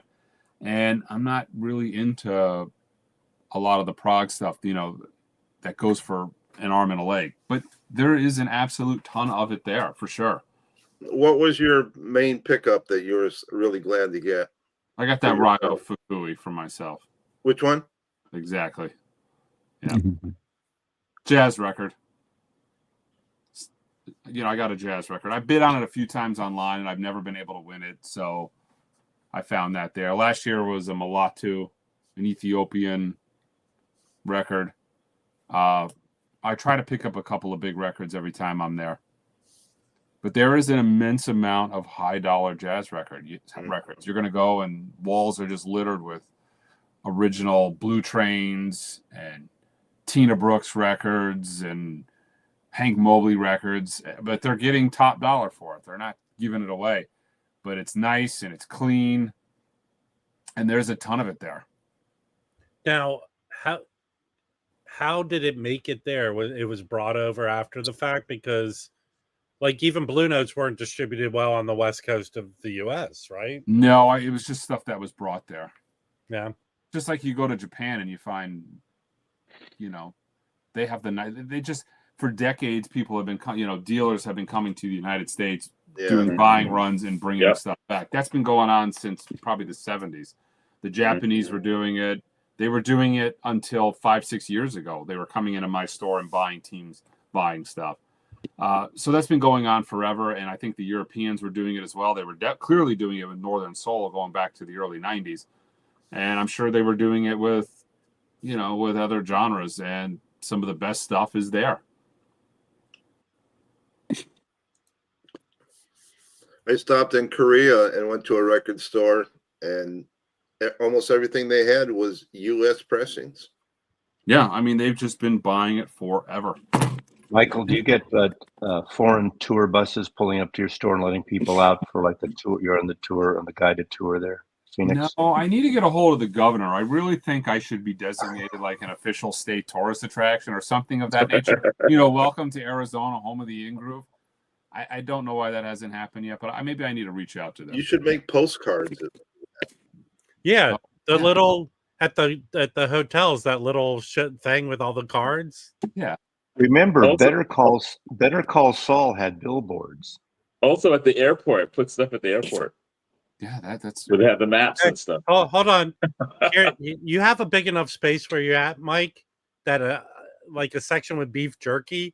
So when people are driving off the 10, oh yeah, like a Buc-ee's thing. Beef jerky, 10 miles. Yeah, beef jerky, 5 miles. 5 miles, 3 miles. Yeah. I mean, like in Phoenix, what type of record show is there? Is there any really? There's none. No. Why don't you start that as a thing? I actually had one about 7 or 8 years ago in the parking lot. I bought 2 giant tents, like a 20 by 40 tent, and I did a record show there. And I charged nothing for people to get into the record show. I charged 0 table fee for the dealers. So I got to the store at like 5 o'clock in the morning, set up all these tents, and I remember the first time was a work in progress. The second time I did it, I remember second time I did it, one of the first dealers I talked to bitched about his experience. Keep in mind, everything was fucking free. Wow. He did nothing but bitch about his experience. And then the second dealer, I think I was trying to buy about $1,060 worth of records from him. And I said to him, would you take 1,000? And he said no. And I thought about it. I'm like, wow. This guy, and he was telling me he's already done like $3,000 or $4,000 in sales. So he was doing a good business for a free show, and I couldn't get $60 off. And I thought to myself, I'm like, what the hell am I doing this for? Yeah. Getting up at 5 o'clock in the morning to set this tent up. I'm like, screw this shit. I'm not doing this anymore. Did they constantly complain how cold it was? Look, it's cold in the Netherlands. It's freaking freezing over there. It's the worst combination of cold because it's windy, rainy, and cold. I think they'd have a different attitude if they had to pay, though. I put on a record show for 4 years. There's a lot of work involved. Yeah, it was free. Shut the fuck up. You're getting it for free. Don't blame. Absolutely. Don't bitch to me. You didn't have to come. I didn't collect any money from you. I don't have any obligation to you. But I thought it was a cool little thing. And we had a record show here. The woman that ran it, she inherited like $1 million. She had a record store. Somebody told me she inherited $1 million. She was done.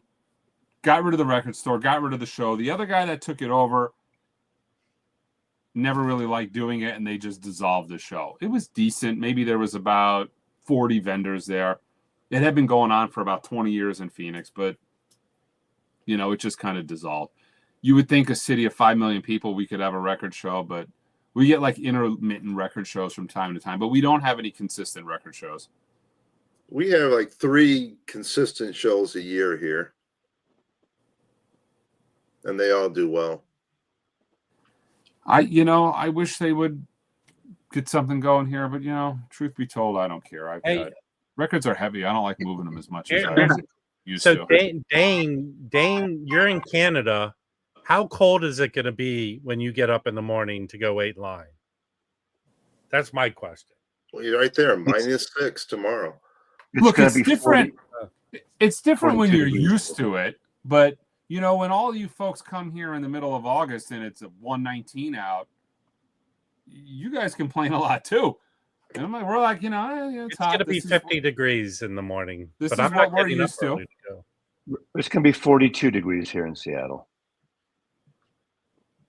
It's not bad. If you're dressed for it, it's like going out in New York. I did get about $200 in free breakfasts from the hotel though because it was so cold. Really? Yeah, Alicia went and said like, "Hey, we can't figure out how to make it hotter in the room," and they're like, "Well, there's no heater in there." And she's just kind of like something inside of her brain kind of broke. Wait, Michael, you two are.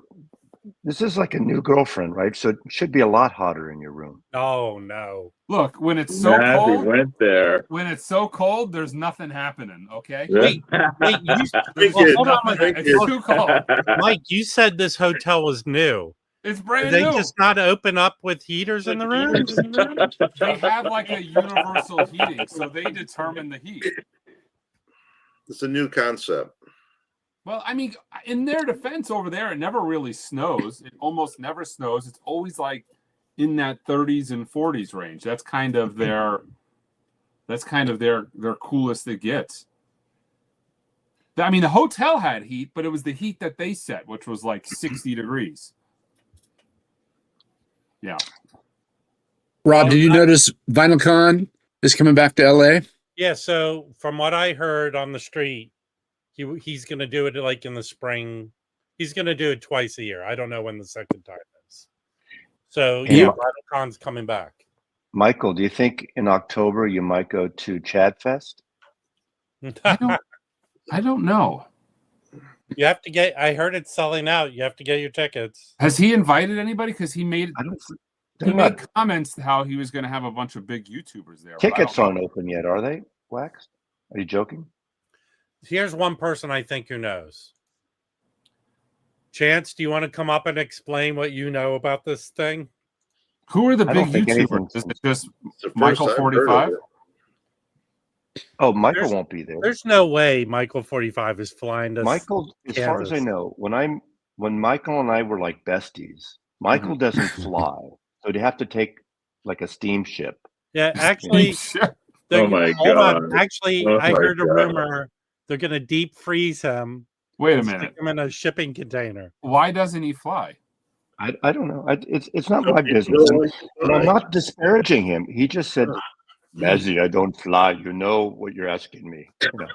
Is he? Because his arms get tired. Is he wanted, or is it like a? Actually, if anyone's seen the movie where the one with Nicolas Cage, what was the one where they put all the prisoners? Birdie. Face Off. They put all the prisoners on a plane. I'm surprised he wasn't. He wasn't at Den Bosch this year. He had a booth before at Den Bosch. No, he was not at Den Bosch this year, and he's got his new store. I watched a little of his live stream afterwards about Den Bosch, and he kind of said something along the effect that I don't think you'll be seeing him there very much anymore. It kind of just seemed like he's not into the having to go and hunt for records. There was too many records that were sourced from digital. He didn't like people touching him or coming near him or talking to him. So no. Yeah, it was an interesting show. It was a fun show. You guys got to try it out once. It's like Mike said to me, what records would you want to go and buy there? And I go, I want the experience.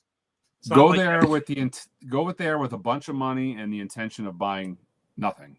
And you're going to find a ridiculous amount of stuff, but it's always going to be stuff you don't expect. Like when I went in 2022, I actually didn't buy very much, but that was one of the very first shows after COVID.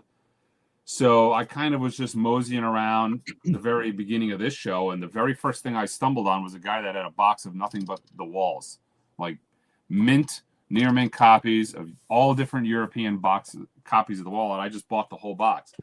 You know, I don't necessarily intend on buying anything, but the stuff you find is pretty crazy. Yeah. I might come How do you to get it LA, all Mike. back? How do you ship this stuff? So I was doing, I mean, I brought 4 boxes essentially in different suitcases.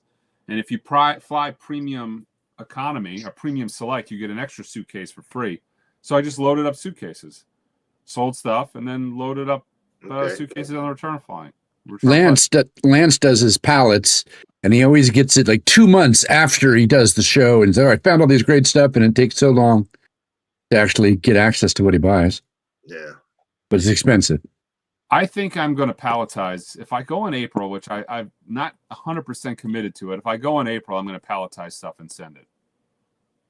Because I want to sell a lot more, and I also want the ability to buy whatever I want. Worst case scenario, if I don't have space to take it on the plane, I can put it back on my pallet and store it there. Yeah, so it's a learning curve. I mean, I've done it 3 times now, and you're constantly tweaking what you want to do and how you want to do it. Plus, the show's changed a lot, too, since Brexit, because there's not the quantity of British dealers there that used to be there. What do they charge for a table?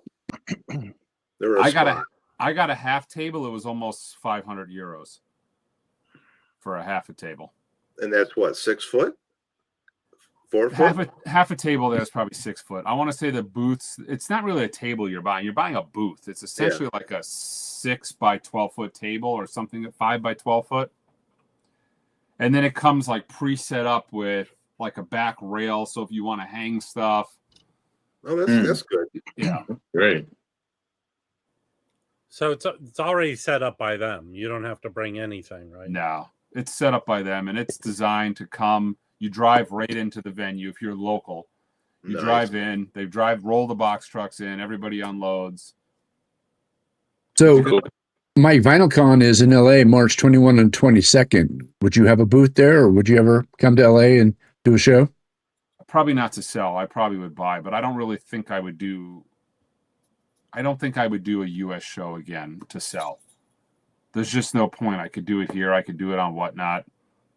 The only reason I do it there, truth be told, is to get more euros to buy stuff.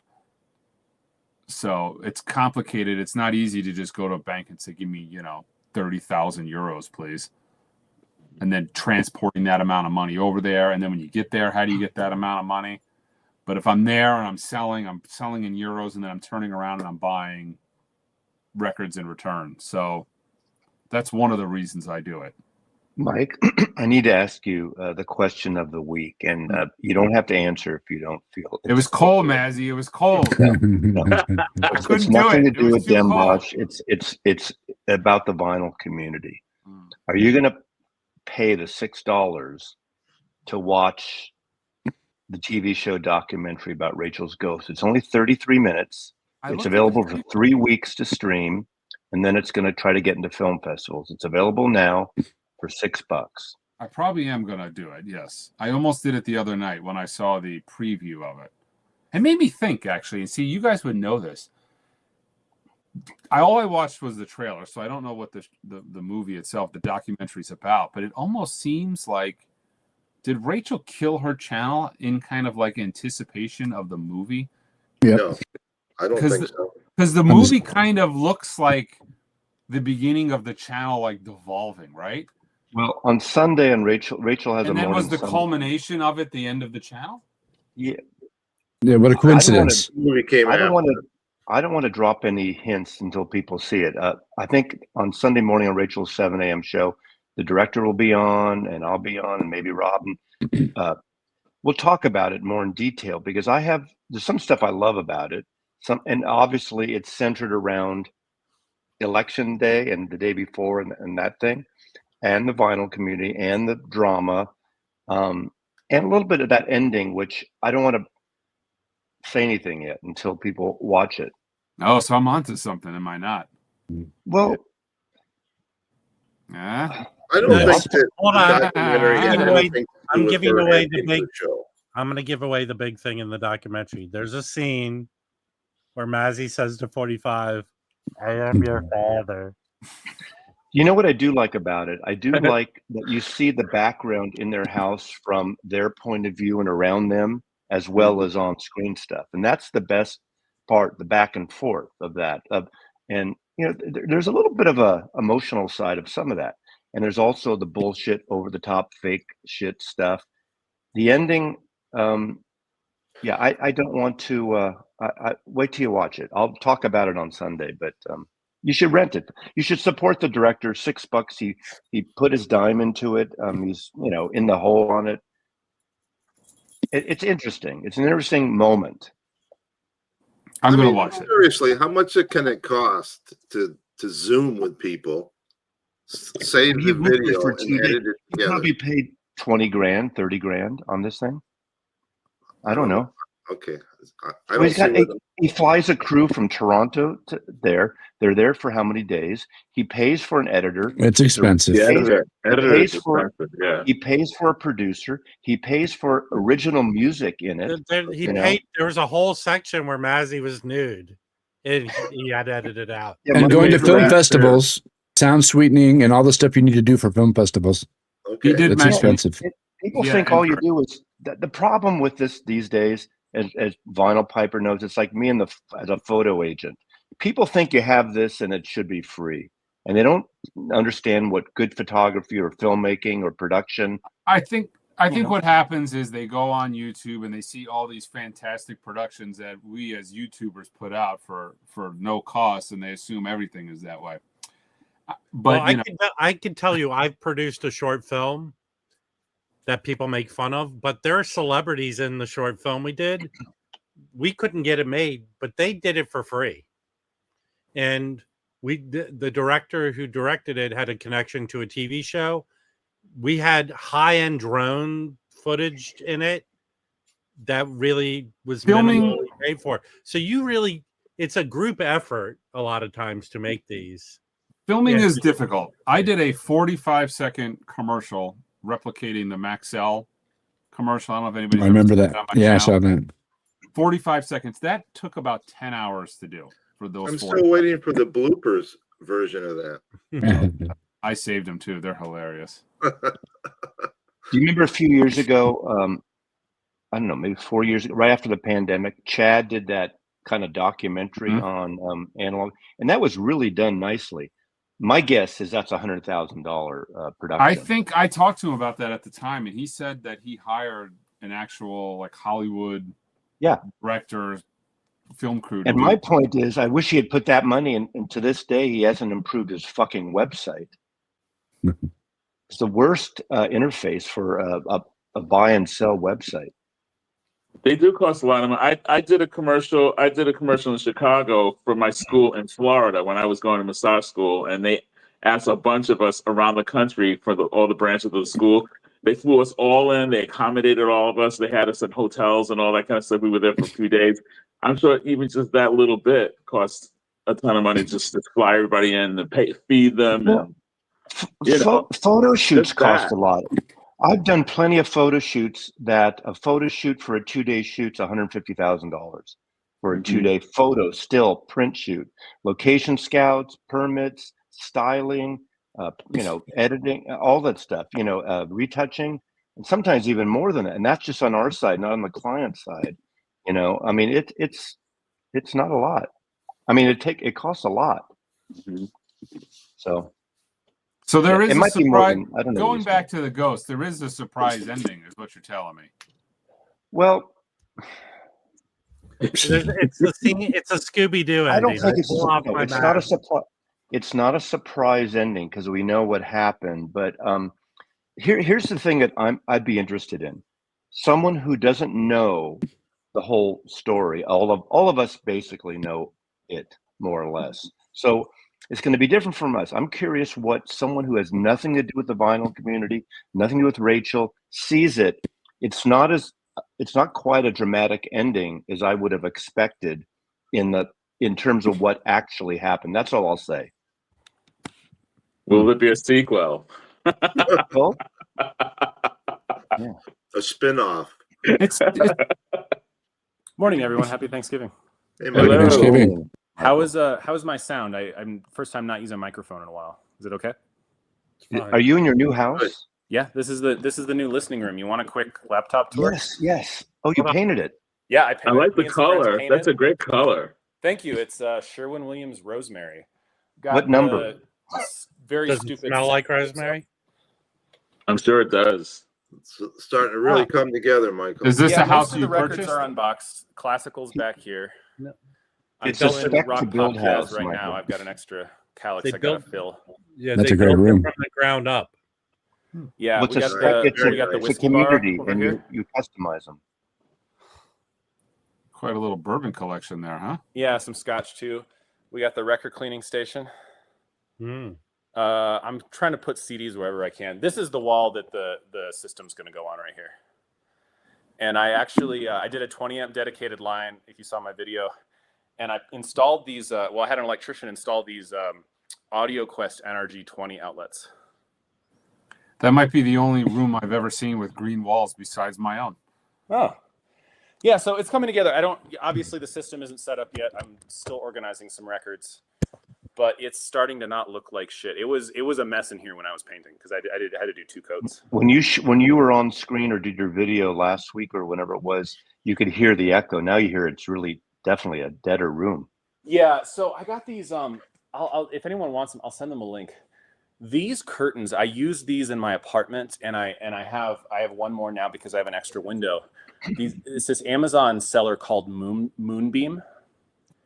And they're these like 3-layer sound absorbing curtains. And not only are they great at absorbing, I mean, obviously they're only so thick, so they absorb above a certain frequency spectrum, but they're really great at keeping outside noise out of your space.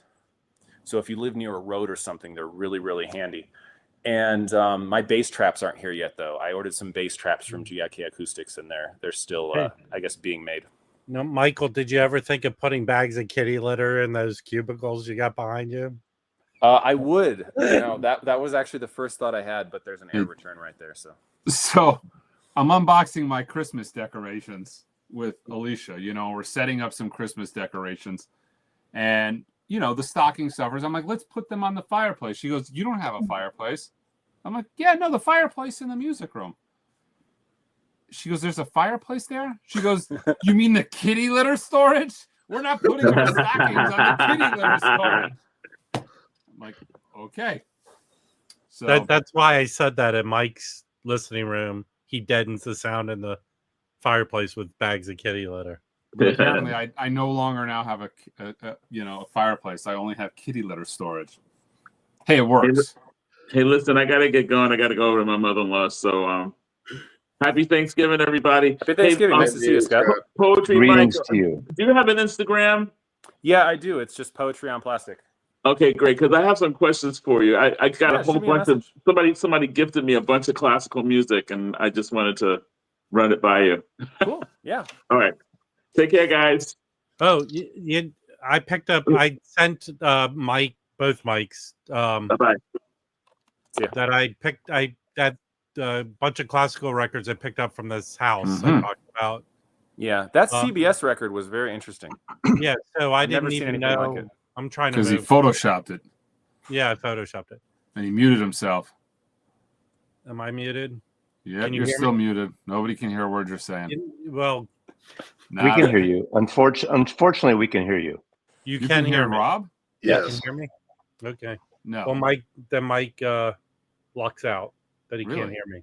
But so I picked up this a couple copies of this Firebird, Which is a great performance.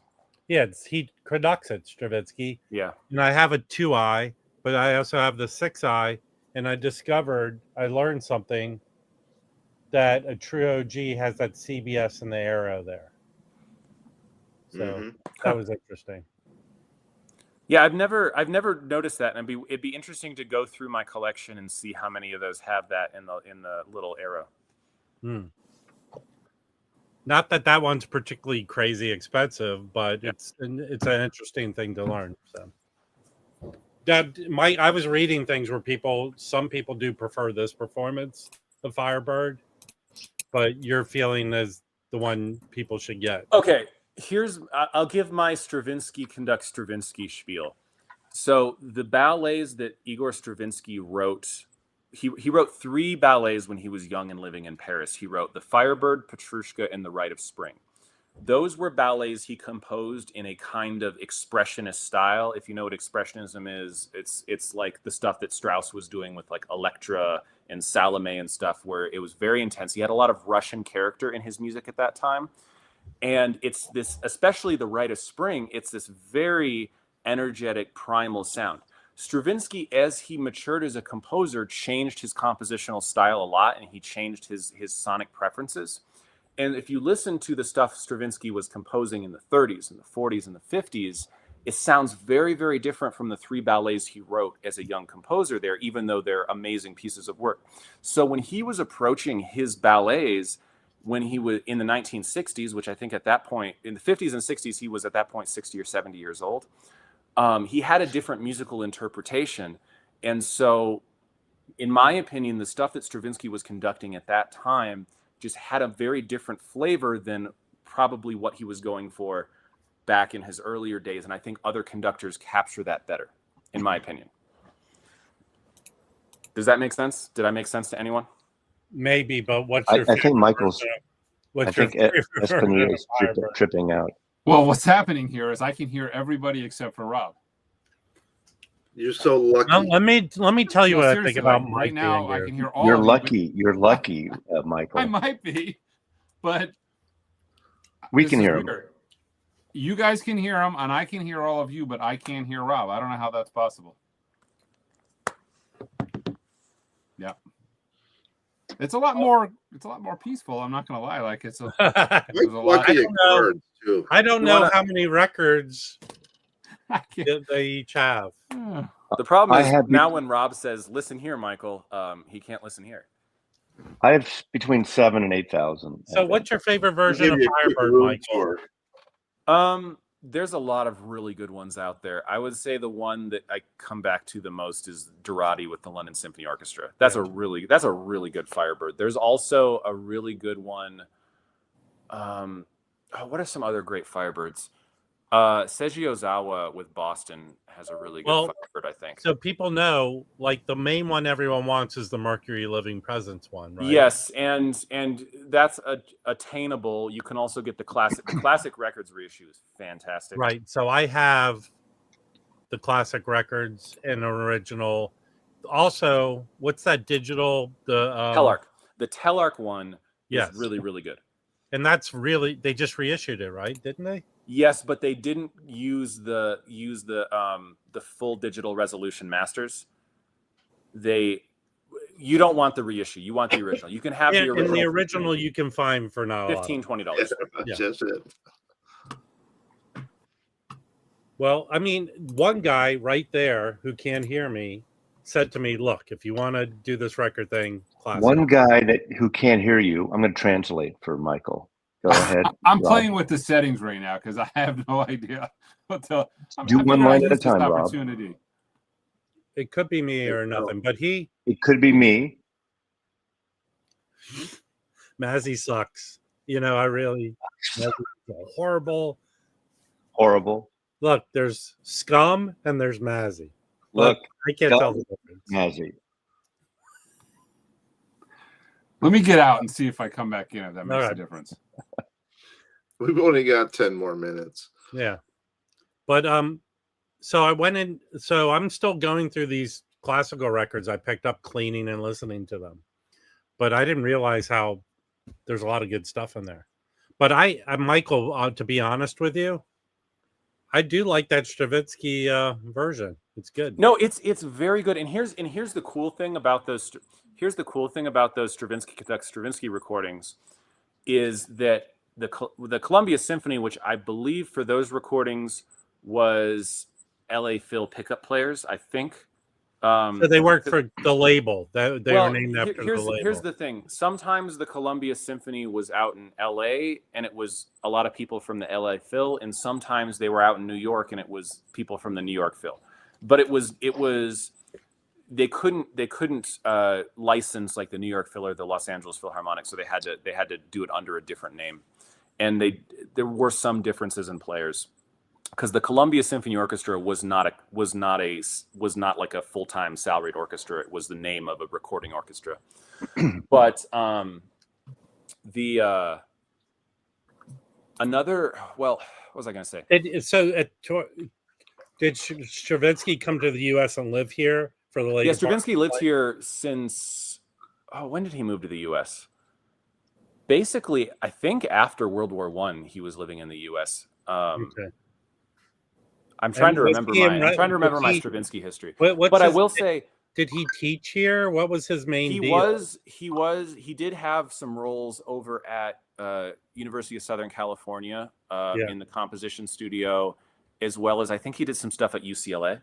So he lived in Los Angeles. Yes, in the latter part of his life. I don't know how early he got there. Yeah.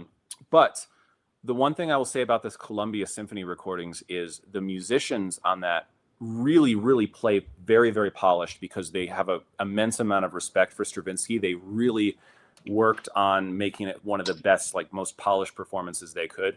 And the playing on those records is very, very fine. Hey, I pointed this out before that the company, whoever bought the Chesky record label, is reissuing these. And this is a great jazz record, but they're doing this one-step process. And I thought this was the only one so far, but I forget the other title. They're starting to do these. And I really haven't seen any of the classical records they did. So what do those retail for? I'm curious. This goes between $50 and $70, I think. So you wonder, why does a one-step have to be excess of $100 then? There's a one-step for Record Store Day that's like $35. 36 bucks from them or someone else? Yeah, it's from Chesky. Yeah, they're putting David out Johansen record. Okay, so I can still hear Rob.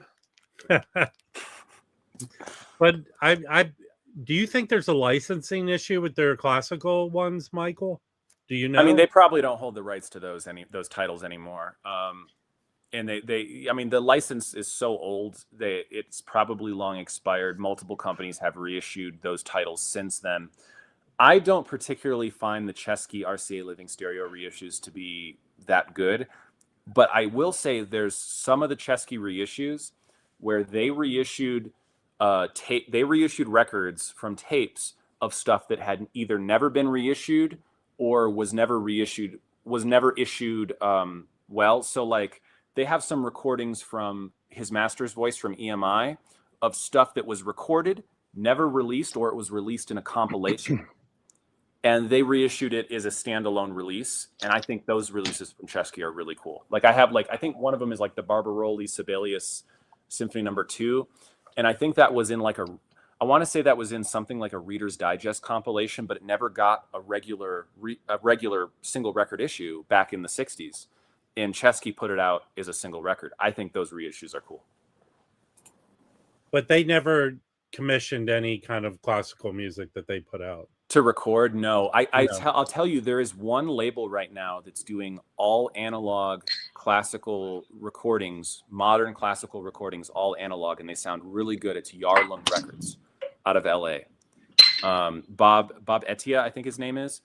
He's doing recordings, and he's recording in the hall at Colburn, and he's recording like these string quartets and these piano quintets and these small scale chamber music performances by young, really good classical musicians, and he's putting them out as all analog records on his own. What the hell is Mazzy doing? Can you mute? Someone mute Mazzy. I'm leaving here now. I have a question for Michael before we leave. And I don't know if you can Michael? answer this yet or not, but does it look like you're going to be able to distribute Angelo's new record? I'll have it. Yeah. He's sending them to me. Okay, good. So I'm not going to necessarily distribute it, but it's going to be something that I have stateside for people to buy. He's going to send me a couple boxes of records, and I'll be kind of the hub for at least the United States to where you don't have to pay international shipping. Okay. Hi, everyone. I love your room, Michael. Can't wait to see Thanks, more Bazzy. progress on it. Yeah. And Michael in Phoenix, nice to see you. Good luck tomorrow. Have a successful day. Harry, nice to see you. Welcome back. And Rob, well, look, you're not receiving an award. Just go away. Cue the music. Just leave. You do need some music, some standby music. All right, I got to do. Okay, happy Thanksgiving, everybody. Yeah, happy I'll Thanksgiving. see you guys. Yeah. Good. We'll watch your live stream all day tomorrow. I want to show Michael one thing. Okay. The LA Orange County Audio Society is having their gala. This company, do you know this company? Yarlong Records? Did you not hear me? I can't tell how sarcastic you're being right now. No, I'm not being sarcastic. I just talked about them like 2 minutes ago in this stream. Oh, I'm sorry. Yeah, they're great. So Yarlong, check out. So anyone watching, Rob, but they're from Germany. It says Preston, Germany. Preston, Germany, but recorded in Los Angeles. Well, if you attend, it seems like they're giving away 100 one of the prizes for their raffle. It's like 100 CDs. Now, cool. Are they recording these digitally or they're Bob Etienne. Well, it depends on when the recording was made, but for his vinyl records, Bob is doing most of those all analog. He's recording to tape using a simple mic setup. A lot of them are recorded at Colburn, which is in downtown LA. Some stuff is recorded at other locations throughout LA. These are records that are all analog classical records that he's doing of modern chamber music artists that are really, really accomplished virtuosic artists of today. I think that's amazing. I think that more people should be aware of that label. What's the deal with gold pressed Surface CDs? Do you know anything about that? Mobile Fidelity used to release gold CDs. I'm not enough of a CD aficionado to say what the technology is behind them. Apparently they play better. I don't know. Well, okay. I appreciate you coming by. Everyone have a great Thanksgiving. And hopefully you're able to get out tomorrow and participate in Record Store Day. Whether you buy titles or not, go to the record stores and buy. All the stores, a lot of the stores here are not selling Record Store Day records, but they're having Record Store Day and discounts and blah, blah, blah. So, people put out cool records. All right. Everyone take care. Have a good day. All right. Bye. See you, everyone.